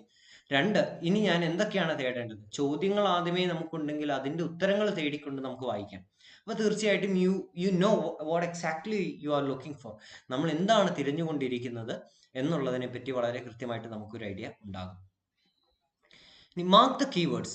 ഇങ്ങനെ റിവേഴ്സ് റീഡിംഗ് നടത്തുന്ന സമയത്ത് നമുക്ക് പലപ്പോഴും ചോദ്യങ്ങളിലുള്ള അതേ വാക്കുകൾ തന്നെ, കീവേഡുകൾ തന്നെ നമുക്കൊരു പക്ഷേ പാസേജിനകത്തും കാണാനായിട്ട് സാധിക്കും. So mark the keywords in the question and memorise dum. ചോദ്യങ്ങളിൽ കൊടുത്തിരിക്കുന്ന കീവേഡ്സ് എന്തൊക്കെയാണ് എന്നുള്ളത് മനസ്സിലാക്കുക, അത് മെമ്മറൈസ് ചെയ്യുക, ഓർത്തിരിക്കുക. അത് ഓർമ്മയിൽ വെച്ചുകൊണ്ട് ബാക്കി പാസേജ് വായിച്ചു പോവുക. അപ്പോൾ while reading the passage look for the keywords marked in the questions. നമ്മൾ ചോദ്യങ്ങളിൽ നിന്ന് കണ്ടെത്തിയ ആ കീവേഡുകൾ പാസേജിൽ എവിടെയൊക്കെയാണ് വരുന്നത്, ആ ഭാഗങ്ങൾ അണ്ടർലൈൻ ചെയ്ത്, ആ ഭാഗങ്ങൾ ഹൈലൈറ്റ് ചെയ്ത് വായിച്ചു പോവുക. അപ്പം നമുക്ക് വളരെ എളുപ്പത്തിൽ ഈ ചോദ്യങ്ങളുടെ ഉത്തരം എവിടെയാണ് ഇരിക്കുന്നത് എന്നുള്ളത് കണ്ടെത്താനായിട്ട് സാധിക്കും. Avoid getting stuck anywhere while reading the passage. പലപ്പോഴും സംഭവിക്കാവുന്നതാണ്, നമ്മൾ വായിച്ചു പോകുന്ന പാസേജ് ഒരുപക്ഷെ നമുക്ക് അത്ര പരിചിതമല്ലാത്തൊരു ടോപ്പിക്കിനെ പറ്റിയൊക്കെ ആണെങ്കിൽ നമ്മൾ ചില ആശയങ്ങളിലൊക്കെ കുരുങ്ങി പോകും. ഇതെന്താണ് പറയുന്നത് എന്നുള്ള അർത്ഥം നമുക്ക് മനസ്സിലാകാതെ, അല്ലെങ്കിൽ ഒരുപക്ഷെ നമുക്ക് അത്ര ഫെമിലിയർ അല്ലാത്തൊരു വാക്ക് കാണുന്നു. Might be words that is not very popular. നമ്മൾ സ്ഥിരം ഉപയോഗിക്കാത്ത ചില വാക്കുകളൊക്കെ ഒരുപക്ഷെ ഈ പാസേജിനകത്ത് എവിടെയെങ്കിലും ഒക്കെ വന്നേക്കാം. ഈ ഒരു വാക്കിന്റെ അർത്ഥം നമുക്ക് കിട്ടിയില്ല എന്ന് പറഞ്ഞ് അവിടെ സ്റ്റക്ക് ചെയ്ത് നിന്ന് പോകരുത്. Remember, time is going to be a very very crucial thing here. നമ്മുടെ ഏറ്റവും വലിയ വില്ലൻ ഈ പരീക്ഷയ്ക്ക് സമയമാണ്. അപ്പം സമയം നമ്മളുടെ പോകുന്നു എന്ന് തോന്നിക്കഴിഞ്ഞാൽ അതവിടെ സ്കിപ്പ് ചെയ്ത് ബാക്കി ഭാഗം വായിച്ചു പോവുക. പലപ്പോഴും ഒരു വാക്കിന്റെ ഒക്കെ അർത്ഥം നമുക്ക് കിട്ടിയില്ലെങ്കിൽ പോലും സെന്റൻസ് മുഴുവൻ വായിക്കുന്ന സമയത്ത് അതിന്റെ ആശയം എന്താണ്, അർത്ഥം എന്താണെന്ന് ഒരു പരിധി വരെ നമുക്ക് ഗസ് ചെയ്യാൻ സാധിക്കും. പാരഗ്രാഫിന്റെ ടൊട്ടാലിറ്റിയിൽ നോക്കുമ്പോൾ ഒരു വാക്ക് ഒരുപക്ഷെ അത്രയും അപ്രസക്തമായി മാറിയേക്കാം. അപ്പം അങ്ങനെ എവിടെയും നമ്മൾ സ്റ്റക്കായി നിന്ന് പോകാതിരിക്കാൻ ശ്രദ്ധിക്കുക. Keep talking, keep reading. വായന തുടർന്ന് പോവുക. And if a term or a phrase is not clear, skip it and continue reading.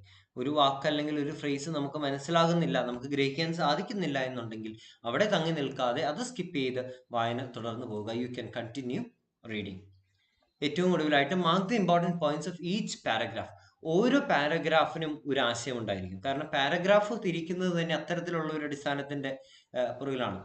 ഒരു ആശയം പറയുന്നു, മറ്റൊരു ആശയത്തിലേക്ക് പോകുമ്പോഴാണ് ആ പാരഗ്രാഫ് അവിടെ തിരിച്ച് മറ്റൊരു പാരഗ്രാഫ് തുടങ്ങുന്നത്. തീർച്ചയായിട്ടും ഓരോ പാരഗ്രാഫിനും ഓരോ ആശയങ്ങൾ ഉണ്ടാകും, അല്ലെങ്കിൽ ഒരു കീ ഐഡിയ ഉണ്ടാകും, മെയിൻ ഇമ്പോർട്ടൻറ്റ് പോയിന്റ്സ് ഉണ്ടാകും. ആ പോയിന്റ്സ് എന്തൊക്കെയാണ്, ഓരോ പാരഗ്രാഫിലെയും പ്രധാനപ്പെട്ട ആശയം അല്ലെങ്കിൽ പ്രധാനപ്പെട്ട പോയിന്റുകൾ എന്തൊക്കെയാണ് എന്നുള്ളത് മാർക്ക് ചെയ്ത് വെക്കുക. You need to have a clear idea what each paragraph is about. നമുക്ക് ഓരോ പാരഗ്രാഫും എന്തിനെ പറ്റിയാണ് എന്നൊരു ധാരണ ഉണ്ടായാൽ തന്നെ പിന്നീട് ചോദ്യങ്ങളിൽ നിന്ന് തിരിച്ചു ചെല്ലുമ്പോൾ നമുക്ക് വളരെ എളുപ്പത്തിൽ ഇത് ആദ്യത്തെയോ രണ്ടാമത്തെയോ പാരഗ്രാഫിലല്ല, ഇക്കാര്യത്തെ പറ്റി സൂചിപ്പിക്കുന്നത് മൂന്നാമത്തെ പാരഗ്രാഫിലാണ് എന്ന് നമുക്കറിയാം. അപ്പം തീർച്ചയായിട്ടും നമുക്ക് ഒന്നും രണ്ടും സ്കിപ്പ് ചെയ്ത് നേരെ മൂന്നാമത്തെ പാരഗ്രാഫിലേക്ക് വീണ്ടും തിരിച്ചു പോയാൽ മതിയാകും. ഇത് ഇത്തരത്തിലുള്ള തിരിച്ചുപോക്കലുകൾ, നമ്മൾ ആദ്യം ചോദ്യം വായിക്കുന്നു, പിന്നീട് പാസേജ് വായിക്കുന്നു, വീണ്ടും തിരിച്ചു വന്ന് ഓരോ ചോദ്യങ്ങൾ കണ്ട് വീണ്ടും തിരിച്ചുപോക്കുകളുണ്ട്. ഈ റീവിസിറ്റിങ്സ് നടത്തേണ്ടി വരും.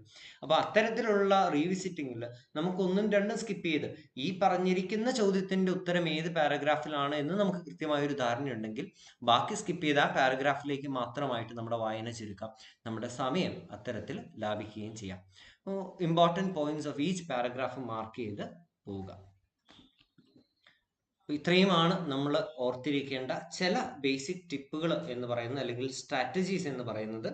ഇനി in the rest of the session I will be discussing previous question paper. കഴിഞ്ഞ വർഷത്തെ RBI Phase 2 എക്സാമിൽ ചോദിച്ച പാസേജ് ക്വസ്റ്റ്യൻ്റെ ഒരു ഡിസ്കഷനാണ് നടത്താൻ പോകുന്നത്. 2022 പിന്നീട് 2021 ഡിസ്കസ് ചെയ്യുന്നതായിരിക്കും ഈ ഒരു ലൈവില്. അപ്പോൾ ആ പാസേജ് ക്വസ്റ്റ്യൻ്റെ സ്വഭാവം എന്താണ്, ഏത് തരത്തിലാണ് ക്വസ്റ്റ്യൻസ് വരുന്നത് എന്നും ആ ക്വസ്റ്റ്യൻസിനെ നമ്മൾ ആൻസറിലേക്ക് എങ്ങനെ എത്താം എന്നൊക്കെയുള്ള കാര്യങ്ങൾ നമുക്കിവിടെ ഡിസ്കസ് ചെയ്യാവുന്നതാണ്. So this is your passage, previous year question for 2022. Read the passage given below and answer the following questions on the basis of the passage in your own words. കുറച്ച് വലിയ പാസേജ് ആണ്, 2 സ്ലൈഡുകളിലായിട്ടാണ് passage തീരുന്നത്. അപ്പം നിങ്ങൾക്ക് ഓടിച്ച് വായിക്കാൻ പറ്റുമെന്ന് പ്രതീക്ഷിക്കുന്നു. You can take time to read it. ഞാൻ വളരെ പെട്ടെന്ന് വേണമെങ്കിൽ ഒന്ന് വായിച്ചു പോകാം. അതിനു മുൻപ് ഞാൻ നേരത്തെ പറഞ്ഞ നമ്മുടെ റിവേഴ്സ് റീഡിംഗ് ടെക്നിക്ക് നമുക്ക് ഇവിടെ ഒന്ന് പ്രയോഗിച്ച് നോക്കാവുന്നതാണ്. So we skip the passage, we go directly to the questions. ചോദ്യങ്ങൾ നമ്മളിപ്പോൾ വായിക്കാൻ പോവുകയാണ്. ഒന്നാമത്തെ question, why was the commodity market put under the regulations of the forward market commission? FMC എന്ന് ബ്രാക്കറ്റിൽ കൊടുത്തിട്ടുണ്ട്. രണ്ട് കീ വാക്കുകൾ, കീ വേർഡ്സ് നമുക്ക് ഇവിടെ കിട്ടുന്നുണ്ട്. ഒന്ന് കമ്മോഡിറ്റി മാർക്കറ്റ് എന്നുള്ളതാണ്. Y was the commodity market?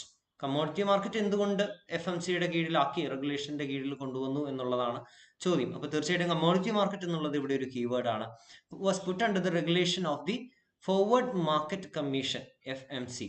ഇനി പാസേജ് വായിക്കുമ്പോൾ ഈ FMC എന്ന് പറയുന്ന വാക്കുകൾ എവിടെയാണ് വരുന്നത്, ഏതൊക്കെ ഭാഗങ്ങളാണ് വരുന്നത് എന്ന് നോക്കിയാൽ മതിയാകും. Second question, what will be the impact of merger of FMC and SEBI? ഇതും തീർച്ചയായിട്ടും ഇതിൽ രണ്ട് കാര്യങ്ങളാണ് പറയുന്നത്. Impact of merger. മെർജറിനെ പറ്റി തീർച്ചയായിട്ടും പാസേജിൽ ഉണ്ടായിരിക്കണം. ആ മെർജറിന്റെ ഇമ്പാക്ട് എന്താണ് എന്നുള്ളത് തുടർന്ന് വരുന്ന ഭാഗത്തിൽ ഡിസ്കസ് ചെയ്തിട്ടുണ്ടാവണം. എന്തിന്റെയൊക്കെ മെർജറാണ്? FMCയുടെയും സെബിയുടെയും മെർജറിനെ പറ്റിയാണ് ചോദ്യം. അപ്പൊ തീർച്ചയായിട്ടും നമുക്ക് ഈ ഒരു മെർജർ എന്നുള്ള വാക്ക് പാസേജിൽ തീർച്ചയായിട്ടും നിർബന്ധമായിട്ടും അത്തരത്തിലുള്ള ഒരു വാക്ക് ഉണ്ടാകും. ഇമ്പാക്ട് എന്നുള്ളൊരു വാക്കോ അല്ലെങ്കിൽ സമാന അർത്ഥം വരുന്ന മറ്റൊരു വാക്കോ നമുക്ക് പാസേജിൽ നിന്ന് കണ്ടെത്താനായിട്ട് സാധിക്കുകയും ചെയ്യും. Third question, why was decision for separating commodities from securities taken? Decision for separating, ഇത് രണ്ടിനെയും സെപ്പറേറ്റ് ചെയ്തതിനെ പറ്റിയാണ് പറയുന്നത്.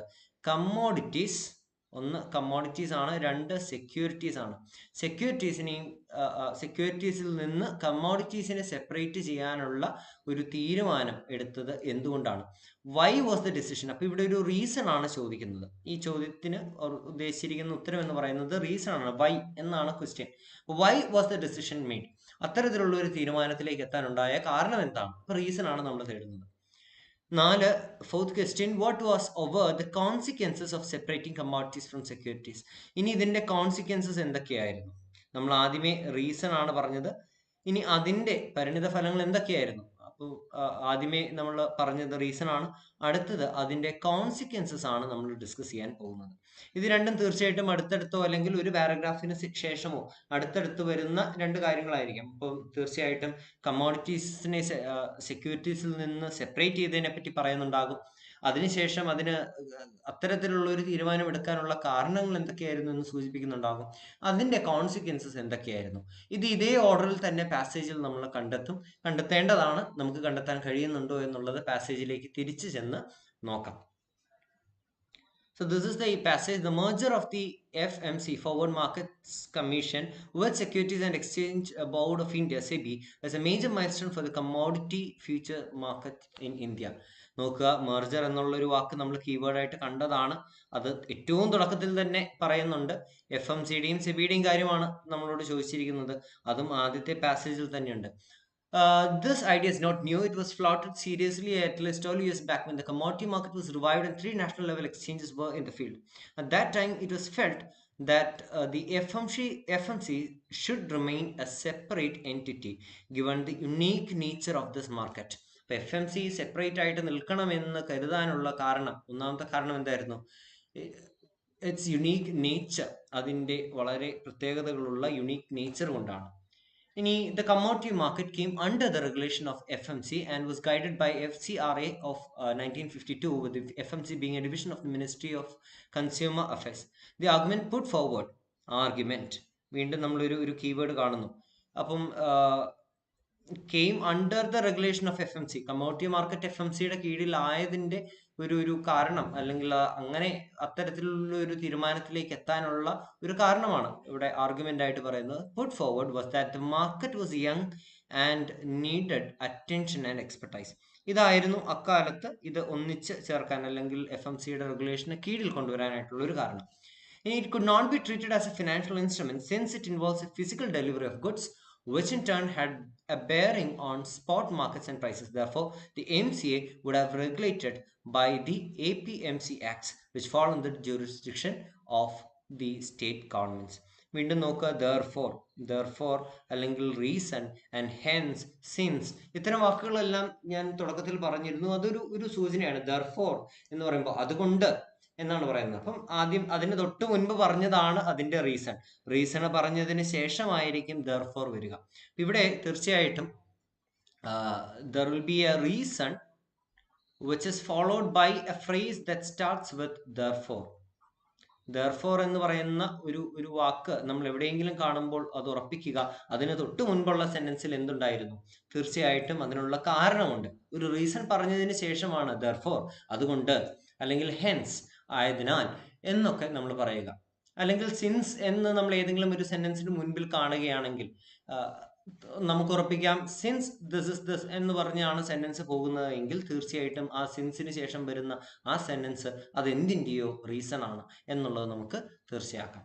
Now, over the years, the market has matured. In between, there was a dent to the credibility of commodity markets with the NSEL failure. But the future markets, ഇപ്പോൾ നോക്കുക, ഇടക്കാലത്ത് there was a dent to the credibility of commodity markets with the NSEL failure. NSEL എല്ലാം പരാജയപ്പെട്ടപ്പോൾ, failure വന്നു കഴിഞ്ഞപ്പോൾ commodity മാർക്കറ്റ്സിന് ഉണ്ടായിരുന്ന ക്രെഡിബിലിറ്റിക്ക് ഒരു dent സംഭവിച്ചു. Dent എന്ന് പറയുന്നത് ഒരു ആഘാതം ഉണ്ടായി, അതിനൊരു ഇടിവുണ്ടായി എന്നൊക്കെയാണ്. But the futures markets have carried on through this turmoil and emerged more resilient. There have also been controversies regarding their links with inflation, which has led to the banning of futures trading in specific commodities. But banning of the futures trading in specific commodities. Banning പറ്റി പറയുന്നുണ്ട്. Conditions have stabilized since, and there is evidently a need to take this market to a different level. One way of looking at commodity derivatives is like any other financial instrument, as is the case of several markets, including US. ഇനി commodity ഡെറിവേറ്റീവ്സിനെ നോക്കാനുള്ള ഒരു മാർഗം, ഈ conditions മുതലുള്ള കാര്യങ്ങൾ നോക്കുക. Conditions അക്കാലം മുതൽ stabilised ആയിട്ടുണ്ട്. And one way of looking at the commodity derivatives is like any other financial instruments, as in the case of several markets, including the US. Since India has separate regulatory structures, the FCRA and SCRA acts dealing with the commodities and securities. Integration would be required. ഇത് തമ്മിലുള്ള integration വേണ്ടിവരും. കാരണം എന്താണ്? നമുക്ക് രണ്ട് separate regulatory structures ഇന്ത്യയിൽ ഉണ്ട്. Since, വീണ്ടും ഞാൻ ആ പറഞ്ഞ വാക്ക് നമ്മളിവിടെ കാണുന്നുണ്ട്. സിൻസ് എന്നുള്ളൊരു വാക്ക് നമ്മളിവിടെ കണ്ടു. Since is again a clue. സിൻസിന് ശേഷം വരുന്നത് എന്തിൻ്റെയോ ഒരു കാരണമാണ് പറയാൻ പോകുന്നത്. അപ്പൊ നമ്മൾ ആ സിൻസിന് ശേഷം വരുന്ന സെന്റൻസിനെ പ്രാധാന്യം കൊടുത്തുകൊണ്ട് തന്നെ നോക്കുക. Since India has separate regulatory structures. ഇന്ത്യക്ക് രണ്ട് റെഗുലേറ്ററി സ്ട്രക്ചേഴ്സ് ഉണ്ട്, FCRA, SCRA എന്ന് പറഞ്ഞ് രണ്ട് റെഗുലേറ്ററി സ്ട്രക്ചേഴ്സ് ഉണ്ട് to deal with commodities and securities. Integration would be required. ഇത് തമ്മിലുള്ള ഒരു ഇന്റഗ്രേഷൻ നിർബന്ധമാണ്. The first step taken earlier was to bring commodity future markets under the Ministry of Finance and as an extension merge the FMC and SEBI. ഇത്തരത്തിൽ രണ്ട് regulatory structures നിലനിൽക്കുന്നതുകൊണ്ട് തന്നെ അവ തമ്മിലുള്ള ഒരു ഇന്റഗ്രേഷൻ നമുക്ക് കൊണ്ടുവരണം. അതിന്റെ ആദ്യത്തെ സ്റ്റെപ്പ്, ഫസ്റ്റ് സ്റ്റെപ്പ്, തീർച്ചയായിട്ടും ആദ്യത്തെ പടിയാണ് പറയുന്നത്. ഇതെങ്ങനെയാണ് കൊണ്ടുവരേണ്ടത്? സിൻസ് പറഞ്ഞു, അവിടെ ഒരു റീസൺ നമുക്ക് കിട്ടി, ഇതിന് കാരണം നമുക്ക് ആദ്യമേ കിട്ടി, നമുക്കിവിടെ കിട്ടുന്ന ഒരു തുടർച്ച എന്ന രീതിയിൽ FMCനെയും SEBിയെയും മേർജ് ചെയ്യുക. അപ്പൊ തുടക്കത്തിൽ, ഏറ്റവും തുടക്കത്തിൽ the merge of forward markets കമ്മീഷനും and securities and exchange board of India എന്ന് പറഞ്ഞാണ് തുടങ്ങുന്നത്. അതിന് ആദ്യത്തെ പടിയായിട്ടാണ്, എന്തിൻ്റെയോ ആദ്യത്തെ പടിയായിട്ടാണ് ഈ മേർജിങ് സംഭവിക്കുന്നത്. അപ്പം മേർജിങ്ങിന് കാരണം എന്താണ് എന്നുള്ളത് നമുക്ക് ഈ പാസേജിന്റെ ഏറ്റവും ഒടുവിൽ ഒരു പകുതിയോടടുത്താണ് നമുക്ക് കിട്ടുന്നുള്ളൂ. ഇനി വീണ്ടും പാസേജ് തുടർന്ന് പോകുന്നുണ്ട്. Will continue. What would this mean for the market? Commodity derivatives can now be looked upon as a financial instrument analogous to equity or debt.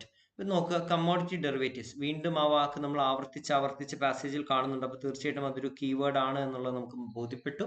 അത് മാർക്ക് ചെയ്ത് വെക്കുക. കമ്മോഡിറ്റി ഡെറിവേറ്റീവ്സ് ഇപ്പോൾ can now be looked upon as a financial instruments analogous to equity and debt. This will bring all derivatives under a single regulator, just like in the US, where the CFTC controls and regulates them. ഇക്കാരണം കൊണ്ട് it is analogous to equity and debt, and therefore there should be one single regulator, and it should come under a single regulator. This will be a good news for brokers if there is an integration of the two trading platforms. There will be some housekeeping to be done, as all brokers need to register with SEBI. Exchanges too have to be comply with the net worth norms. ഈ ബ്രോക്കേഴ്സിന്റെ കാര്യം പറയുന്നുണ്ട്. It is a good news for brokers because there is integration of the two trading platforms. ഈ രണ്ട് trading പ്ലാറ്റ്ഫോംസും കൂടി integrate ചെയ്യപ്പെടുന്നത് കൊണ്ട്, സംയോജിപ്പിക്കപ്പെടുന്നതുകൊണ്ട് ബ്രോക്കേഴ്സിന് അതൊരു നല്ല സാധ്യതയാണ്.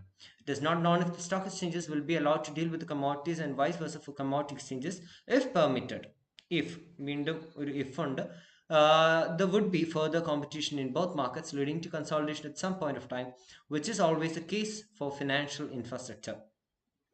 Further competition in both markets.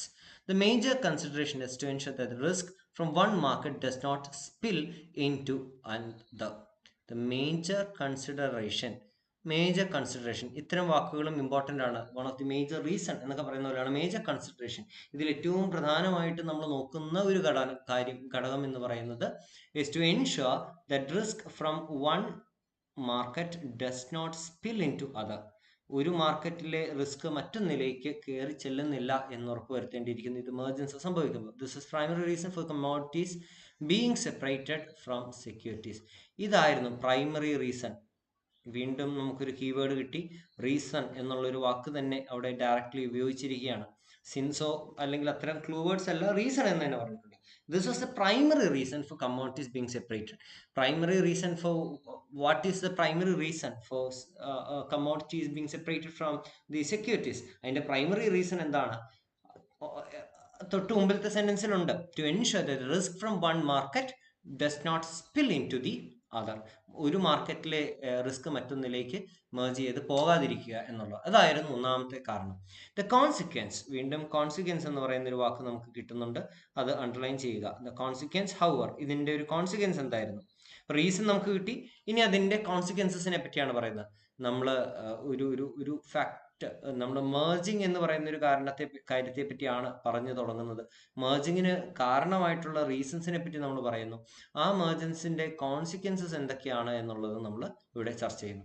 ഇനി consequences however was that the same broker firm would open a commodity outfit and then trade from the same office space under two banners. ഇത് ഒന്നാമത്തെ ഒരു കോൺസിക്വൻസ് ആണ്. ഇനി with a single regulator now for both the markets and hence also for the exchanges, thus need separate companies trading in two segments with separate risk capital. It would need separate companies trading in two segments with separate risk capital.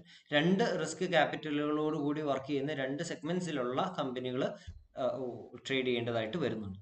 The existing exchange will definitely see a shakeout as stock exchanges venture into this space. ഇനി ഇതും ഇതിന്റെ ഒരു consequence ആണ് പറയുന്നത്.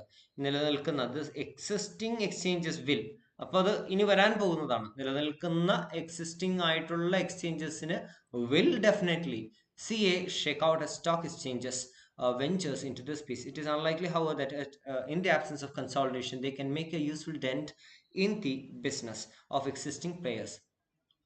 This is so because historically it has been observed that the exchange tend to get specialized in specific products and generate liquidity to the extent that it is difficult to wean away business. Hence, MCX retains primacy in billion and energy, while NCDEX dominates the agricultural spectrum. New exchange just have come and barely survived, and more often than not be marginalized by market forces. ഇത്രയുമാണ് passage. We get back to the questions. First question എന്തായിരുന്നു? Why was the commodity market put under the regulation of the forward market commission? എന്തുകൊണ്ടാണ് അത്തരത്തിലുള്ള ഒരു commission കീഴിൽ കൊണ്ടുവന്നത്? അത് ഏറ്റവും തുടക്കത്തിൽ തന്നെയുള്ള പാസേജിൽ നമ്മൾ കാണുന്നുണ്ട്. FMC എന്തുകൊണ്ടാണ് ഇത് ഒരു 1956 കാര്യം പറയുന്നുണ്ട്. Community market came under the regulation of FMC and was guided by FCRA of 1952 with the FMC being a division of the finance ministry of consumer affairs. ഈ കാരണങ്ങൾ നമ്മൾ രണ്ടാമത്തെ പാസേജിൽ പറയുന്നതാണ്. ഡയറക്റ്റ് ക്വസ്റ്റ്യൻ ആണ്, നമ്മൾ എഴുതിയാൽ മതി. The commodity market came under the regulation of FMC and was guided by FCRA of 1952 and with the FMC being a division of the Ministry of Consumer Affairs. ഇനി the argument put forward was that the market was young and needed attention and expertise. ഇനി ആർഗ്യുമെന്റിന്റെ കാര്യം നമ്മളിവിടെ mark ചെയ്ത് വെച്ചിരുന്നതാണ്. The argument ഇതിന് ശേഷം വരുന്നത് the argument put forward, അതൊരു കാരണമാണ്. അപ്പോൾ തീർച്ചയായിട്ടും അതിന്റെ ഉത്തരത്തിലേക്ക് നമ്മൾ അതും കൂടെ ചേർത്ത് എഴുതേണ്ടിയിരിക്കുന്നു. The argument put forward was that the market was young and needed attention and expertise. It could not be treated as a financial instrument since it involved the physical delivery of goods, which in turn had a bearing on spot markets and prices. Therefore, the MCA would have regulated by the APMCX, which fall within the jurisdiction of state governments. ഇത്രയും ആ പാസേജിലെ കാര്യങ്ങളാണ്, second പാരഗ്രാഫിലുള്ള കാര്യങ്ങളാണ് നമ്മൾ ഈ ഒരു ഉത്തരത്തിന് വേണ്ടിയിട്ട് ഉപയോഗിക്കേണ്ടത്. Second പാരഗ്രാഫിലാണ് നമുക്ക് ഒന്നാമത്തെ ക്വസ്റ്റ്യനുള്ള ഉത്തരങ്ങളുള്ളത്. ഡയറക്റ്റ് ആണ്, നമുക്ക് ആ പാസേജിലെ എല്ലാ കാര്യങ്ങളും ഉൾപ്പെടുത്താവുന്നതാണ്.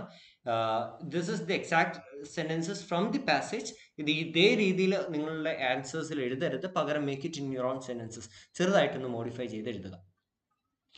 Second question, what will be the impact of the merger of FMC and SEBI? രണ്ട് ഇമ്പാക്റ്റുകളെ പറ്റി നമ്മൾ അവിടെ കാണുന്നുണ്ട്. ഇമ്പാക്റ്റ് എന്നുള്ളതാണ്, അതിൻ്റെ കോൺസിക്വൻസസ് എന്തൊക്കെയാണ്. The first step taken earlier was to bring the commodity futures market under the Ministry of Finance and as an extension merge FMC and SEBI. ഇങ്ങനെ ചെയ്തു കഴിഞ്ഞാൽ commodity derivatives can now be looked upon as a financial instrument analogous to equity or debt. ഇത് നമ്മൾ പാസേജിൻ്റെ രണ്ടാമത്തെ ഭാഗത്ത് പറഞ്ഞിരിക്കുന്ന ഒരു കാര്യമാണ്.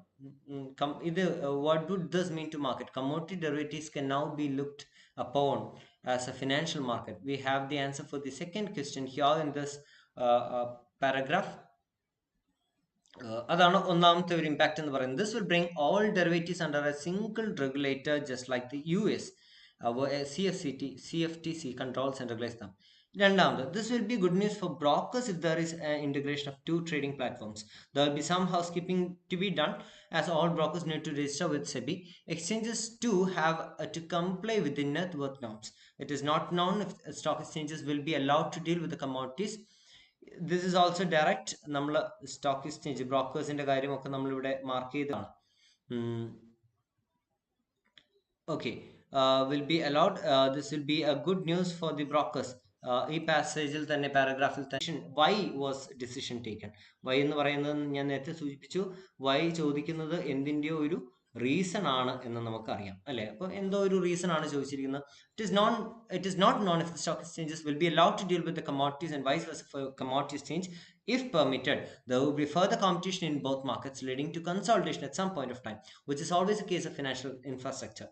The major consideration is to ensure that the risk from one market does not spill into the other. നമ്മൾ mark ചെയ്ത് വെച്ചതാണ് ഇവിടെ.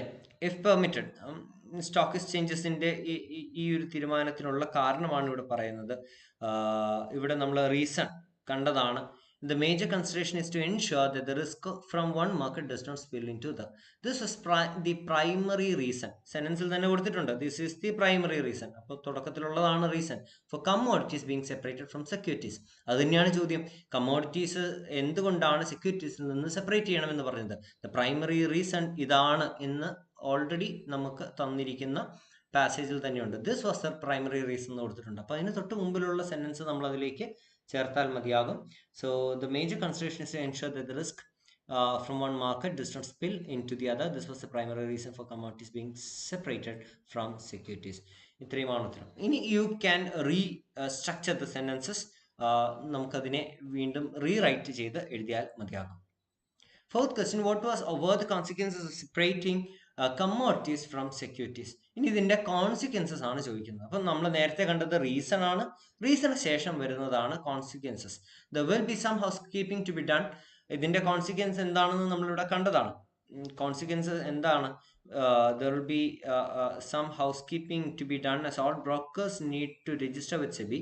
എങ്കിൽ പോലും exchanges to have to comply with the net worth form norms എന്ന് നമ്മളിവിടെ കണ്ടതാണ്. അപ്പോൾ ഇവിടെ നമ്മൾ ആദ്യമേ മേജേഴ്സിന്റെ റീസൺസ് കണ്ടു. റീസൺസിന് ശേഷം കോൺസിക്വൻസസും അവിടെ തന്നെ നമ്മൾ കണ്ടതാണ്.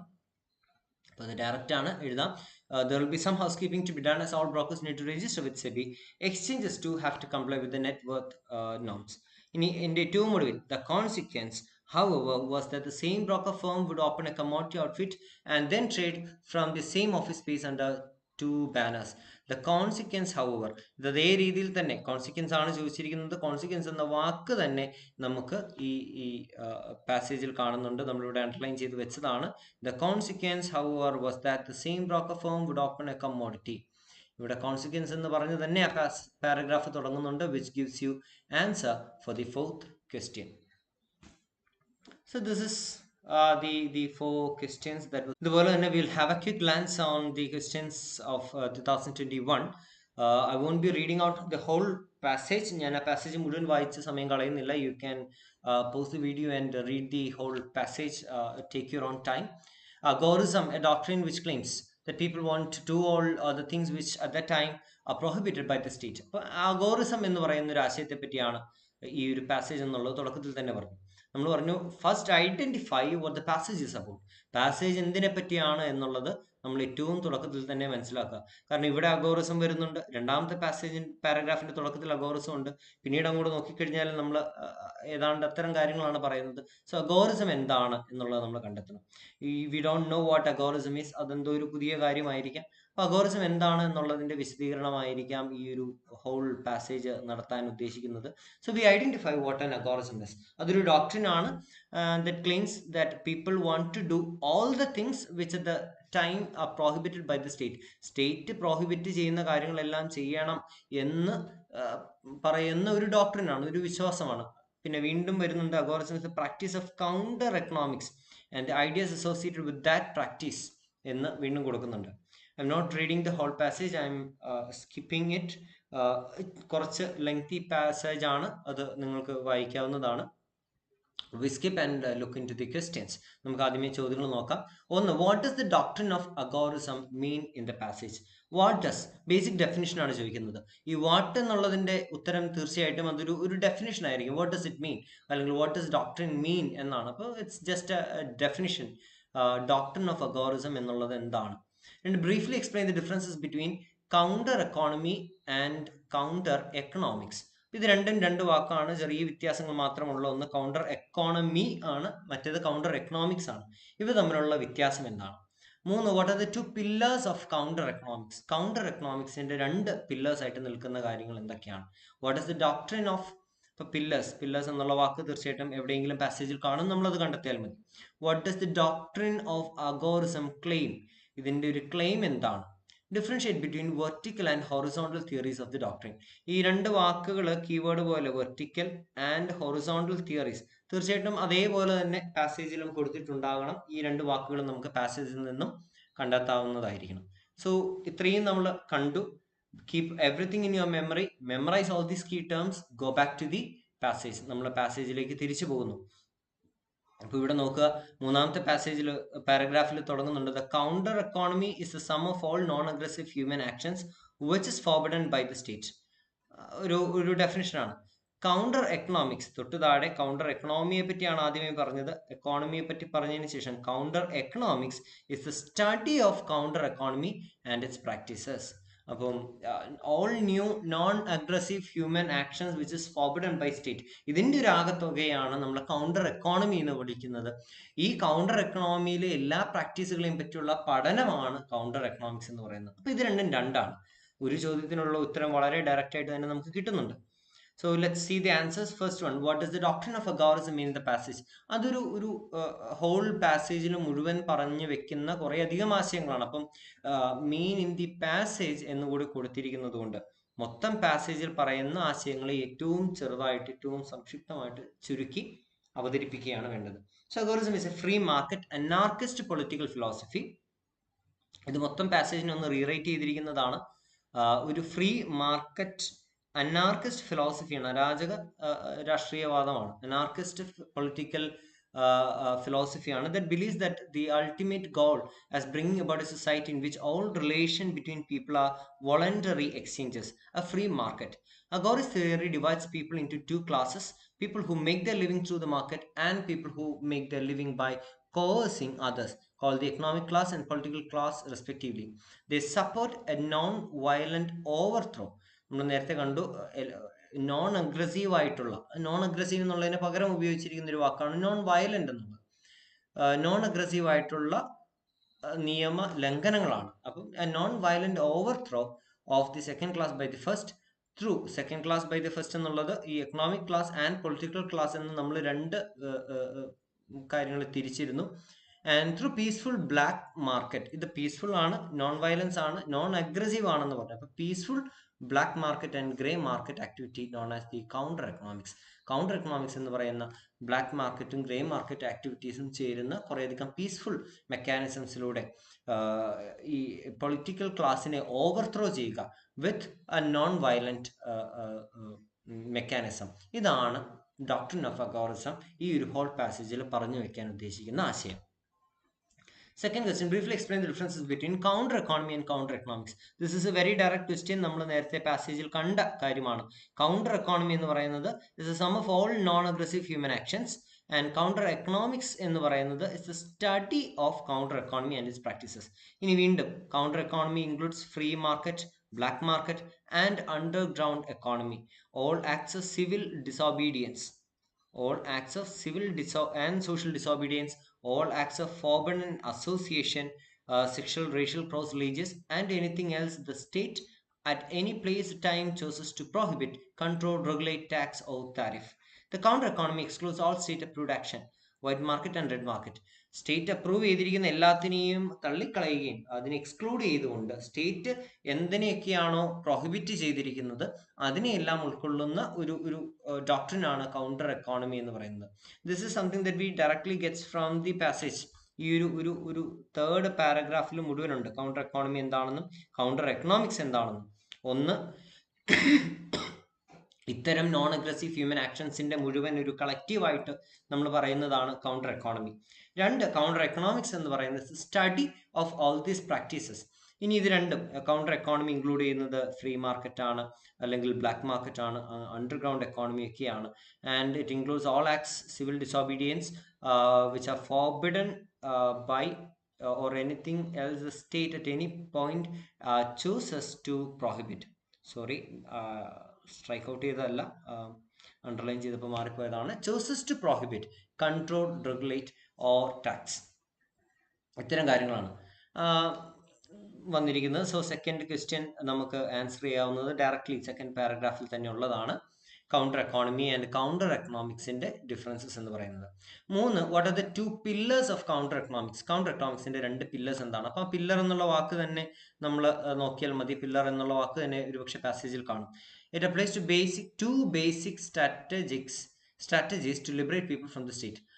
The first recipe provides instructions for how to break free vertically through building a decentralized infrastructure for free commodities, avoiding the state and its centralized solutions altogether. The other recipe advocates breaking free horizontally through making use of one's personal network of friends and colleagues and doing business out of the state's reach. സ്റ്റേറ്റിന്റെ റീച്ചിന് അപ്പുറത്ത് നിന്ന് ഒരുവൻ അവന്റെ സുഹൃത്തുക്കളുടെയോ അല്ലെങ്കിൽ കൊളീഗ്സിന്റെയോ ഒക്കെ ഒരു personal network ഉപയോഗിച്ചുകൊണ്ട് തന്നെ ബിസിനസ് ചെയ്യുക. ഒരു ഹൊറിസോണ്ടൽ ബ്രേക്കിംഗ് ആണ് പറയുന്നത്. അപ്പോൾ vertical and horizontal. One might also call these receipts of strategies the introvert or extrovert solutions. ഇത് ടു പില്ലേഴ്സ് എന്ന് നമുക്ക് ക്വസ്റ്റ്യനിൽ കാണുമ്പോൾ തന്നെ നമുക്ക് നോക്കാം. ഹൗ ആർ ദീസ് സ്ട്രാറ്റജീസ് എന്നുള്ളത് കൗണ്ടർ എക്കണോമിക്സിനെ പറ്റി പറഞ്ഞ് ഏറ്റവും ഒടുവിൽ വരുന്ന കാര്യം, the counter economics applies two basic strategies. അപ്പോൾ ഇതിന്റെ രണ്ട് പില്ലേഴ്സിനെ പറ്റിയാണ് ചോദിച്ചിരിക്കുന്നത്.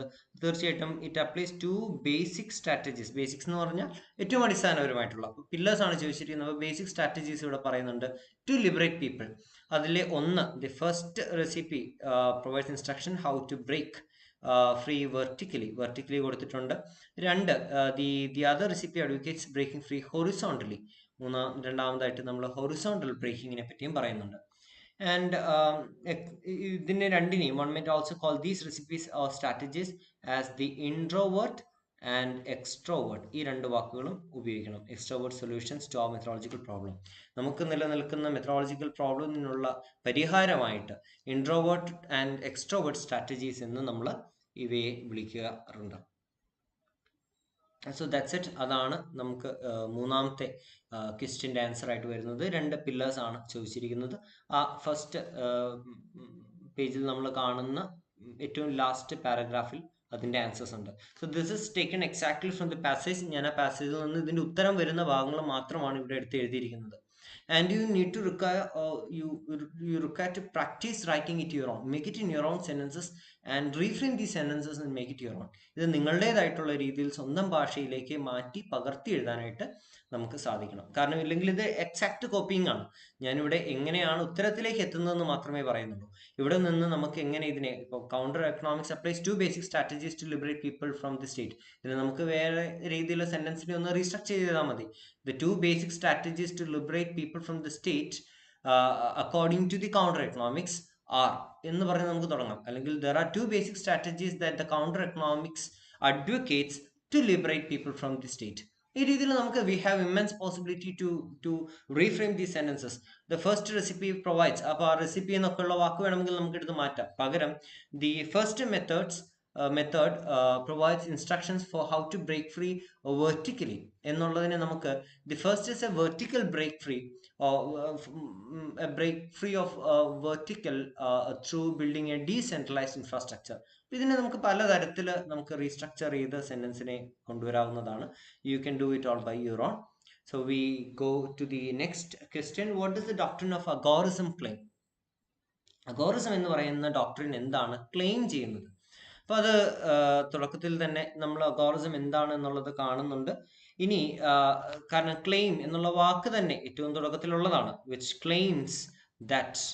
നോക്കുക, അതാണ് ഞാൻ ഈ കീ വേർഡുകൾ കണ്ടെത്തണം എന്ന് പറയുന്നതിന്റെ ഇമ്പോർട്ടൻസിനെ പറ്റി പറഞ്ഞത്. കാരണം തീർച്ചയായിട്ടും ഉറപ്പായിട്ടും ആ വാക്ക് അതേപോലെ തന്നെ തന്നിരിക്കുന്ന പാസേജിൽ നമ്മൾ കണ്ടെത്തുക തന്നെ ചെയ്യും.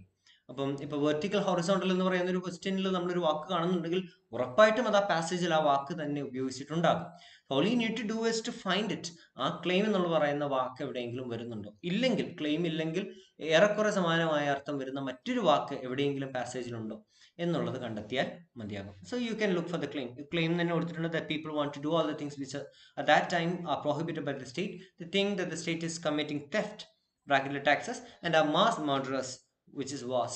For them, profit need not have a monetary value rather a perceived value. ഇത് ഡയറക്റ്റ് ക്വസ്റ്റ്യൻ ആണ്, നമ്മൾ അത് തന്നെ എഴുതിയാൽ മതിയാകും. Doctrine of agorism postulates that the correct method of achieving a voluntary society is through advocacy and growth of the underground economy or black market. The counter economy, as until such a point that the state's perceived moral authority and outright power has been so thoroughly undermined that the revolutionary market and anarchist legal and security enterprises are able to arise from underground and ultimately suppress government as a criminal activity. ഇതൊന്ന് restructure ചെയ്ത് എഴുതിയിരിക്കുന്നതാണ്. അപ്പം treating tax as a theft, taxation എന്ന് പറയുന്ന ഒരു നടപടിയെ തന്നെ ഒരു കളവായിട്ട്, തെഫ്റ്റായിട്ട് കാണുകയും, അല്ലെങ്കിൽ വാർ എന്ന് പറയുന്നതിനെ ഒരു മാസ് മർഡർ ആയിട്ട് മാത്രം ട്രീറ്റ് ചെയ്യുന്ന ഒരു അവസ്ഥയിൽ ഗവൺമെന്റിന്റെ എല്ലാ ആക്ടിവിറ്റീസിനെയും ഒരു ക്രിമിനൽ ആക്ടിവിറ്റി എന്ന രീതിയിൽ കണ്ടുകൊണ്ട് നമ്മളുടെ അണ്ടർഗ്രൗണ്ട് ആക്ടിവിറ്റീസ് വഴി you need to ultimately suppress all the government activities as a criminal activity regarding taxation as a theft and war as a mass murder. അപ്പം ആ രീതിയിൽ നമുക്ക് അഗോറിസം എന്താണ് ക്ലെയിം ചെയ്യുന്നത് എന്നുള്ളത് നമുക്ക് റീറൈറ്റ് ചെയ്യാനായിട്ട് സാധിക്കും. പറഞ്ഞിരിക്കുന്ന ആശയം തന്നെയാണ്, നമ്മളൊന്ന് ചെറുതായിട്ട് ചില ഫ്രേസുകൾ മാറ്റി എഴുതുന്നു എന്ന് മാത്രമേ ഉള്ളൂ. And okay, so the last question, we have one more question. Differentiate between vertical and horizontal theories of the doctrine. നമ്മൾ തുടക്കത്തിൽ കണ്ടു, 2 പില്ലേഴ്സ് ആണ് ഈ എക്കോണമിക്ക് ഉള്ളത് എന്ന് നമ്മൾ തുടക്കത്തിൽ തന്നെ കണ്ടതാണ്. അപ്പം അതെന്തൊക്കെയാണ് എന്നുള്ളതാണ് നമ്മൾ കാണാൻ പോകുന്നത്. So in the very beginning so counter economy എന്ന് പറയുന്നതിന്റെ 2 പില്ലേഴ്സ് ഉണ്ട്, അല്ലെങ്കിൽ counter economics applies 2 basic strategies എന്ന് പറഞ്ഞുകൊണ്ടാണ് തുടങ്ങുന്നത്. ഒന്ന് to liberate vertically, 2 to liberate breaking free horizontally. അതിനെ തന്നെയാണ് introvert and extrovert solutions to ആ മെത്തഡോളജിക്കൽ പ്രോബ്ലം എന്ന് പറയുന്നത്. ഈ ഒരു 4th പാരഗ്രാഫ് മുതൽ തുടങ്ങുന്ന ഒരു ഡിസ്കഷൻ ആണ് ഈ 2 പില്ലേഴ്സിനെ പറ്റിയുള്ളത്, അല്ലെങ്കിൽ വെർട്ടിക്കൽ ഹൊറിസോണ്ടൽ എന്ന് പറയുന്നതിന് ഡിഫറൻസസ് എന്ന് പറയുന്നത്. ഇനി looking at the rest of the passage, നമുക്ക് 2 പാരഗ്രാഫ് ഉള്ളത്. ഒന്ന് the vertical or introverted strategy എന്ന് പറഞ്ഞാണ് തുടങ്ങുന്നത്. The whole passage talks about the vertical strategy. രണ്ടാമത്തെ പാരഗ്രാഫ് നോക്കുക, the horizontal or extroverted strategy. It applies individuals' activity creating black market networks and structures which can be stretched beyond neighborhood communities, focusing the vertical strategy. അങ്ങനെ കുറേ കാര്യങ്ങൾ പറയുന്നുണ്ട്, including an example ആണ് കൊടുത്തിരിക്കുന്നത്. This cannot be done at whatever scale one finds appropriate using available technologies such as the internet എന്ന് പറഞ്ഞാണ് അവസാനിപ്പിക്കുന്നത്. ഇത് 2 പാരഗ്രാഫിലായിട്ട് ഇത് കൊടുത്തിരിക്കുന്നു എന്ന് പറയുമ്പോൾ തന്നെ നമ്മൾ ആദ്യം ഇതിന് തൊട്ട് മുൻപുള്ള പാരഗ്രാഫിൽ 2 സ്ട്രാറ്റജീസ് ആണ് നമ്മൾ കൗണ്ടർ എക്കണോമിക്സിന്റെ ഭാഗമായിട്ടുള്ളത്. അത് വെർട്ടിക്കൽ എന്നും ഹൊറിസോണ്ടൽ എന്നും വിളിക്കുന്നു. ഈ വെർട്ടിക്കലിനെ തന്നെ നമ്മൾ ഇൻട്രോവേർട്ടഡ് സ്ട്രാറ്റജീസ് എന്ന് പറയാറുണ്ട്, ഹൊറിസോണ്ടലിനെ തന്നെ എക്സ്ട്രോവേർട്ടഡ് സ്ട്രാറ്റജീസ് എന്ന് പറയാറുണ്ട്. ഇത്രയും കാര്യങ്ങൾ ഇതിന് തൊട്ട് മുൻപുള്ള പാസേജിന്റെ ഏറ്റവും ഒടുവിലായിട്ട് നമ്മളിവിടെ പറഞ്ഞ് വെച്ചതാണ്. We can see this in the last part of this paragraph. ഇനി അതിനെ തുടർന്ന് വരുന്ന പാരഗ്രാഫുകളിൽ രണ്ടിടത്തായിട്ട് ഈ രണ്ട് വിഭാഗത്തെയും വെർട്ടിക്കലിനെയും ഹൊറിസോണ്ടലിനെയും കാറ്റഗറൈസ് ചെയ്ത് പറഞ്ഞിട്ടുണ്ട്. ചോദിച്ചിരിക്കുന്ന ചോദ്യം വളരെ ഡയറക്റ്റ് ആണ്. ക്വസ്റ്റ്യൻ എന്തായിരുന്നു? Differentiate between vertical and horizontal theories എന്നുള്ളതാണ്. അപ്പോൾ ആദ്യത്തെ പാരഗ്രാഫിൽ വെർട്ടിക്കൽ അഥവാ ഇൻട്രോവേർട്ട് സ്ട്രാറ്റജീസിനെ പറ്റി പറയുന്നുണ്ട്. രണ്ടാമത്തെ പാരഗ്രാഫിൽ ഹൊറിസോണ്ടൽ അഥവാ എക്സ്ട്രാവേർട്ടഡ് സ്ട്രാറ്റജീസിനെ പറ്റിയും സംസാരിക്കുന്നുണ്ട്. All you need to do is to just take the same paragraph, same ideas from there and put it as your own. അപ്പോൾ ആ പാസേജ് അതേപോലെ, ആ പാരഗ്രാഫുകൾ രണ്ടും അതേപോലെ ഉത്തരങ്ങളായിട്ട് രണ്ട് സെപ്പറേറ്റ് സെക്ഷൻസ് ആയിട്ട് എഴുതിയാൽ മതിയാകും. This is exactly the same sentence in the passage, just rewrite it. The vertical or introverted strategy is aimed towards individuals concentrating on decentralized local infrastructure as opposed to expansive state foundations, and explained as self-reliance, such as creating local production facilities and markets with no effective state regulations and without the state's knowledge. ഇതിനെ നമുക്ക് restructure ചെയ്യാൻ വളരെ എളുപ്പമാണ്. Vertical strategies otherwise known as introverted strategy. It aims to decentralize the local infrastructure and it tries to expand the state foundations and attain a self-reliance, such as creating local production facilities and create a market with no effective state regulation. It tries to subvert or it tries to overpower the state regulations and it functions without the state's knowledge. ആ രീതിയിൽ നമുക്ക് ഇതിനെ ഒന്ന് വളരെ basic ആയിട്ടുള്ള മാറ്റങ്ങൾ വരുത്തിക്കൊണ്ട് ആ സെന്റൻസസിനെ ഒന്ന് റീസ്ട്രക്ചർ ചെയ്ത് കഴിഞ്ഞാൽ ഇതിന്റെ ഉത്തരങ്ങൾ നമുക്ക് ഭംഗിയായിട്ട് എഴുതാൻ സാധിക്കും. അതുപോലെ തന്നെ horizontal is otherwise known as, or എന്നുള്ളതിനെ നമുക്ക് മാറ്റാം. You can add more words. The horizontal strategy is otherwise known as extroverted strategy, and it applies to the individuals actively creating black market networks and structures. These structures can be stretched beyond neighborhood communities, which was explained in the previous session, which is vertical strategy. And this particular, the horizontal strategies proposes to trade with people you know and people who are recommended to you. This can be done at whatever scale. This strategy can be expanded to the scale that one proposes or that one wishes to have and or that one finds appropriate. Can be done at whatever scale എന്നുള്ളതിനെ can be extended to a scale one finds appropriate എന്നാക്കി നമുക്ക് reframe ചെയ്യാം അല്ലെങ്കിൽ rewrite ചെയ്യാം using available technology such as internet. വേണമെങ്കിൽ നിങ്ങൾക്ക് ആ കൊടുത്തിരിക്കുന്ന എക്സാമ്പിൾ ഉൾപ്പെടെ ഇതിലേക്ക് ചേർക്കുകയും ചെയ്യാം. So this is a very easy way to do the answers. And looking at the previous questions, ഈ രണ്ട് വർഷത്തെ 2021ലെയും 2022ലെയും ചോദ്യങ്ങൾ നിങ്ങളൊന്ന് കാര്യമായിട്ട് പരിശോധിച്ചു കഴിഞ്ഞാൽ വളരെ എളുപ്പമാണ്. തന്നിരിക്കുന്ന പാസേജും അത്ര കണ്ട് വലിയ പ്രയാസമുള്ളതൊന്നുമല്ല. ക്വസ്റ്റ്യൻസ് എല്ലാം ഡയറക്റ്റ് ക്വസ്റ്റ്യൻസുമാണ്. നമുക്ക് ആ ഓരോ ചോദ്യങ്ങളും കൃത്യമായിട്ട് ഇന്ന പാരഗ്രാഫിലാണ് ഇതിൻ്റെ ഉത്തരം വരുന്നത് എന്ന് കണ്ടെത്താവുന്ന ചോദ്യങ്ങളുമാണ് ചോദിച്ചിരിക്കുന്നത്. So this is going to be very easy task. And all you need to do is to identify the answers. Answers identify ചെയ്താൽ മാത്രം പോരാ, അതിനെ തെറ്റില്ലാതെ റീറൈറ്റ് ചെയ്യുകയും വേണം. അവിടെയാണ് നമ്മുടെ ഒരു ലാംഗ്വേജ് പ്രൊഫഷൻസി ഇവാലുവേറ്റ് ചെയ്യപ്പെടുന്നത്. അപ്പം അതുകൊണ്ട് തന്നെ ഈ ഒരു റീഡിംഗ് പാസേജ് ക്വസ്റ്റ്യൻസിൽ ചോദ്യങ്ങൾ മനസ്സിലാക്കുക എന്നതോ പാസേജ് വായിച്ചിട്ട് അതിന്റെ അർത്ഥം ഗ്രഹിക്കുക എന്നുള്ളതോ അല്ലെങ്കിൽ ചോദ്യങ്ങളുടെ ഉത്തരങ്ങൾ എവിടെയാണ് എന്നുള്ളത് കൃത്യമായിട്ട് സ്പോട്ട് ഔട്ട് ചെയ്യുക എന്നുള്ളതോ അത്ര പ്രയാസമുള്ള ഒരു കാര്യമില്ല. The real task comes at the end of it when you start to write the answer. ഉത്തരം എഴുതാൻ നേരത്ത് നമുക്ക് പാസേജിൽ കൃത്യമായിട്ട് ഉത്തരമുണ്ട്. ആ ഉത്തരത്തെ അല്ലെങ്കിൽ പാസേജിൽ ആ ഉത്തരം വരുന്ന സെന്റൻസുകളെ ഒന്ന് റീറൈറ്റ് ചെയ്യുക. അപ്പൊ ഇത് നമുക്ക് പ്രാക്ടീസിലൂടെ മാത്രം ഡെവലപ്പ് ചെയ്തെടുക്കാവുന്ന ഒരു സ്കില്ലാണ്. You can just take some random paragraphs or passages.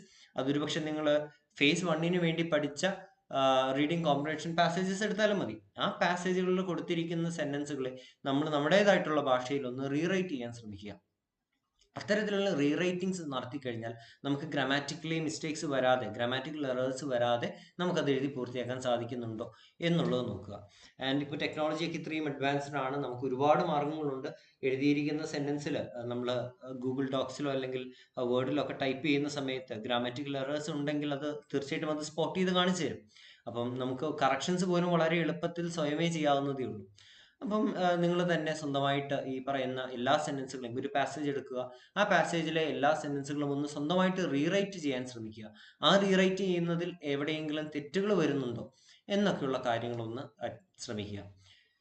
So this is how to attempt the reading comprehension passages and try to work out more passages. ഇത് രണ്ട് എക്സാമ്പിൾസിന് വേണ്ടിയിട്ടാണ് ഞാൻ രണ്ട് പ്രീവിയസ് ക്വസ്റ്റ്യൻ പേപ്പേഴ്സ് എടുത്തത്. You can try to solve out more questions or more previous year questions തന്നെ എടുക്കാം. അതല്ലെങ്കിൽ random passages എടുത്ത് നിങ്ങൾ അതിൽ നിന്ന് ഡിസ്ക്രിപ്റ്റീവ് ആയിട്ട് അതിൽ ഓരോ പാരഗ്രാഫുകളെങ്കിലും ഓരോ സെന്റൻസിനെയും റീറൈറ്റ് ചെയ്യാൻ ശ്രമിക്കണമെന്നില്ല. This will help you for your precis writing also. നിങ്ങളുടെ രണ്ടാമത്തെ സെക്ഷൻ ആയിട്ടുള്ള പ്രീസിയസ് റൈറ്റിംഗിൽ നമ്മൾ ചെയ്യുന്നത് ഇതേ ടാസ്ക് ആണ്. തന്നിരിക്കുന്ന ഒരു പാസേജിന്റെ ആശയം മനസ്സിലാക്കിക്കൊണ്ട് അതിനെ ചുരുക്കി എഴുതുക. അപ്പം ഇവിടെ റീറൈറ്റ് ചെയ്യുമ്പോൾ നമ്മൾ അതിന്റെ സൈസ് അളവ് ചെറുതാക്കുന്ന ഒരു പ്രശ്നം വരുന്നില്ല. എങ്കിൽ പോലും you will have to keep with the word limit. അപ്പൊ അതുകൊണ്ട് നമ്മൾ ഒന്ന് ചെറുതാക്കി എഴുതേണ്ട വന്നേക്കാം ചിലപ്പോൾ ചില കാര്യങ്ങളെങ്കിലും. ഇപ്പം നമ്മൾ ഈ ഒരു 2021 ക്വസ്റ്റിനെ തന്നെ ആദ്യം തന്നിരുന്ന ചോദ്യം എന്ന് പറയുന്നത് what is doctrine of agorism mean in the passage എന്നുള്ളതാണ്. പാസേജ് മുഴുവൻ വായിച്ചിട്ട് അതിന്റെ ഒരു ആശയം എഴുതാനാണ് അവിടെ ആവശ്യപ്പെട്ടിരുന്നത്. അപ്പം അത്തരത്തിലുള്ള ചോദ്യങ്ങൾ എഴുതാൻ നേരത്ത് you will have to write the whole content of the passage in a short paragraph. അപ്പോൾ അത് തന്നെയാണ് നമ്മൾ പ്രീസിയസ് റൈറ്റിംഗിൽ നമ്മൾ ചെയ്യേണ്ടതായിട്ട് വരുന്നത്. So you can take paragraphs, passages എടുത്തിട്ട് അതിലെ ഓരോ പാരഗ്രാഫുകളെയും റീറൈറ്റ് ചെയ്യാൻ ശ്രമിക്കുക. നമ്മുടേതായിട്ടുള്ള സെന്റൻസുകളിൽ അതിലെ ആശയം ഒന്നും വിട്ടുപോകാതെ, ആശയത്തിന് യാതൊരു അർത്ഥവ്യത്യാസവും വരാതെ, അത് അർത്ഥം ഡീവിയേറ്റ് ചെയ്ത് പോകാതെ, അല്ലെങ്കിൽ അർത്ഥത്തിന് അതിന്റെ ഓപ്പോസിറ്റ് മീനിങ് ഒന്നും ആയി പോകാതെ, അർത്ഥം അതേപോലെ നിലനിർത്തിക്കൊണ്ട് ആശയങ്ങൾ ചോർന്നു പോകാതെ റീറൈറ്റ് ചെയ്യാൻ നമുക്ക് സാധിക്കുന്നുണ്ടോ എന്നുള്ളത് പ്രാക്ടീസ് ചെയ്യുക. And finally, there is something I want to tell you, certain mistakes to avoid in reading comprehension. ഈ റീഡിംഗ് കോംപ്രിഹെൻഷൻ ക്വസ്റ്റ്യൻസ് അറ്റംപ്റ്റ് ചെയ്യുന്ന സമയത്ത് നമ്മൾ തീർച്ചയായിട്ടും വരുത്താതിരിക്കാൻ ശ്രദ്ധിക്കേണ്ട ചില തെറ്റുകളാണ്. തെറ്റുകളെ പറ്റി ഏറ്റവും ഒടുവിൽ പറഞ്ഞാൽ മതിയല്ലോ എന്ന് കരുതിയിട്ടാണ് അത് അവസാനത്തേക്ക് വെച്ചത്. I thought I should teach what are the right things to do and then teach you mistakes. മിസ്റ്റേക്സിനെ ഏറ്റവും അവസാനം പറഞ്ഞാൽ മതിയല്ലോ എന്ന് കരുതിയിട്ടാണ്.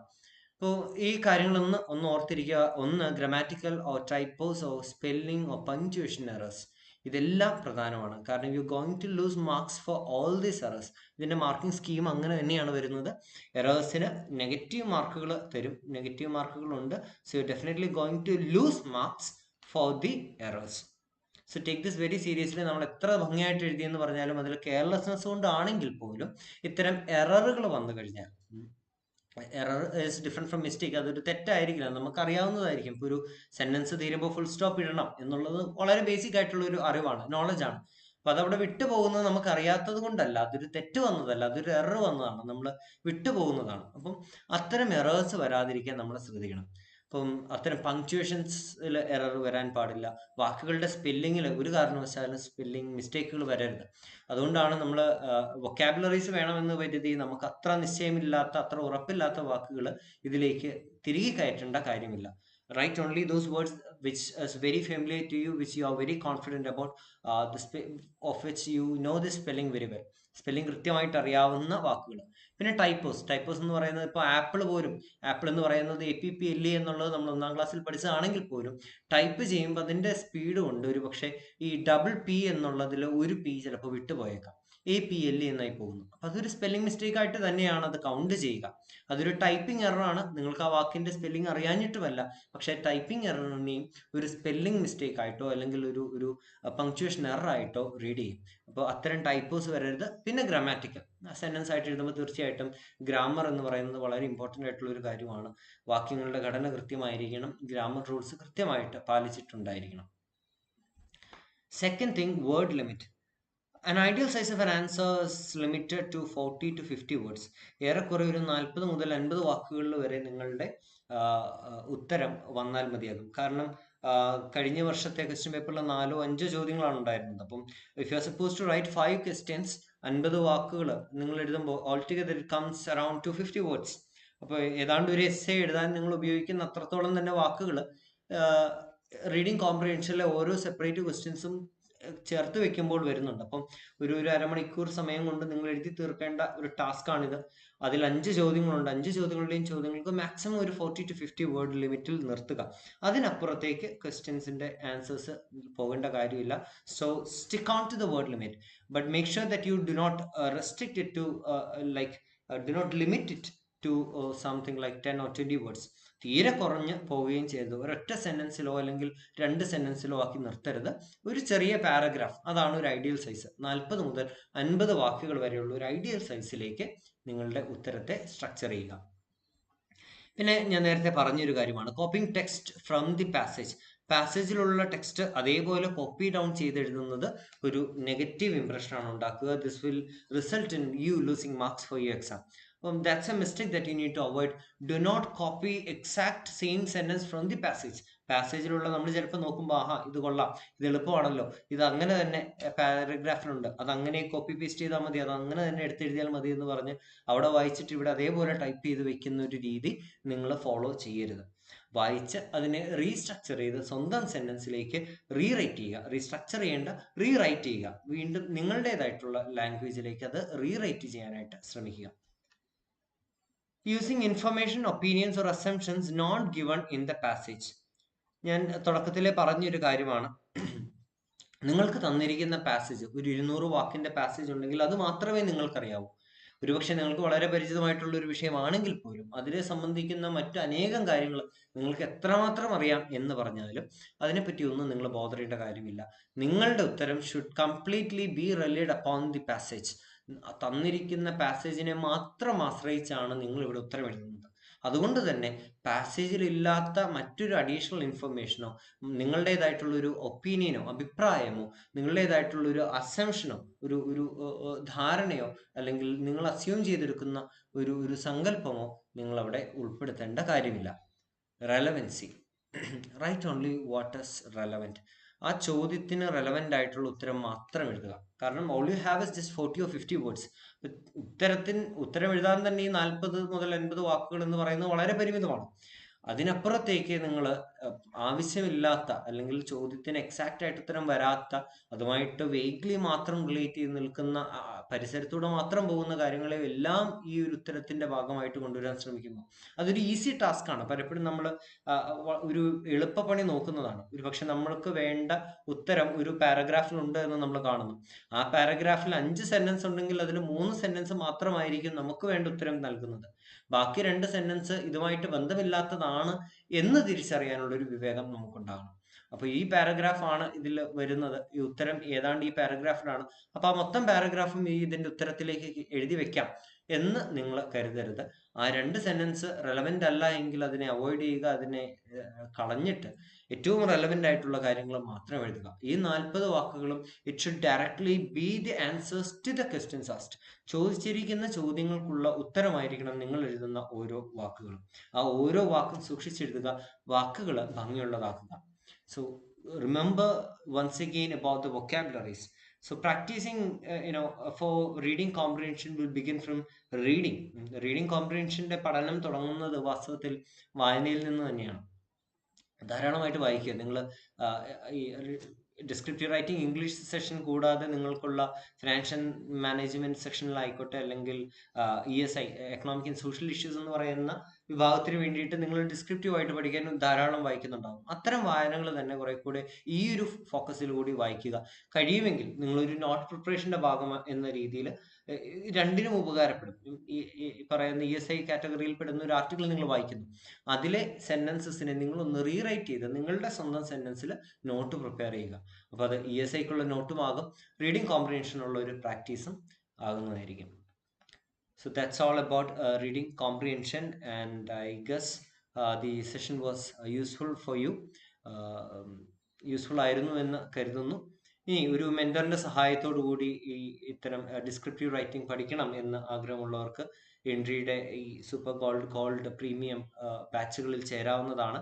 അവിടെ ഒരു മെന്റർ ഉണ്ടാകും, നിങ്ങളുടെ റൈറ്റിംഗ് സ്കിൽസ് കൃത്യമായിട്ട് മെന്റർ ചെയ്യുകയും അതിനെ പോളിഷ് ചെയ്തെടുക്കാൻ സഹായിക്കുകയും ഗൈഡൻസ് കൃത്യമായിട്ട് നൽകുകയും ഒക്കെ ചെയ്യും. 4 ടൈപ്പ് കോഴ്സുകൾ അവൈലബിൾ ആണ്. Entry super gold, entry gold. ഇത് തമ്മിലുള്ള വ്യത്യാസം സ്ക്രീനിൽ നിങ്ങൾക്ക് കാണാം. ഈവനിങ് ടൈം പ്രിപ്പറേഷൻ ഉള്ളതാണ് എൻട്രി ഗോൾഡ്.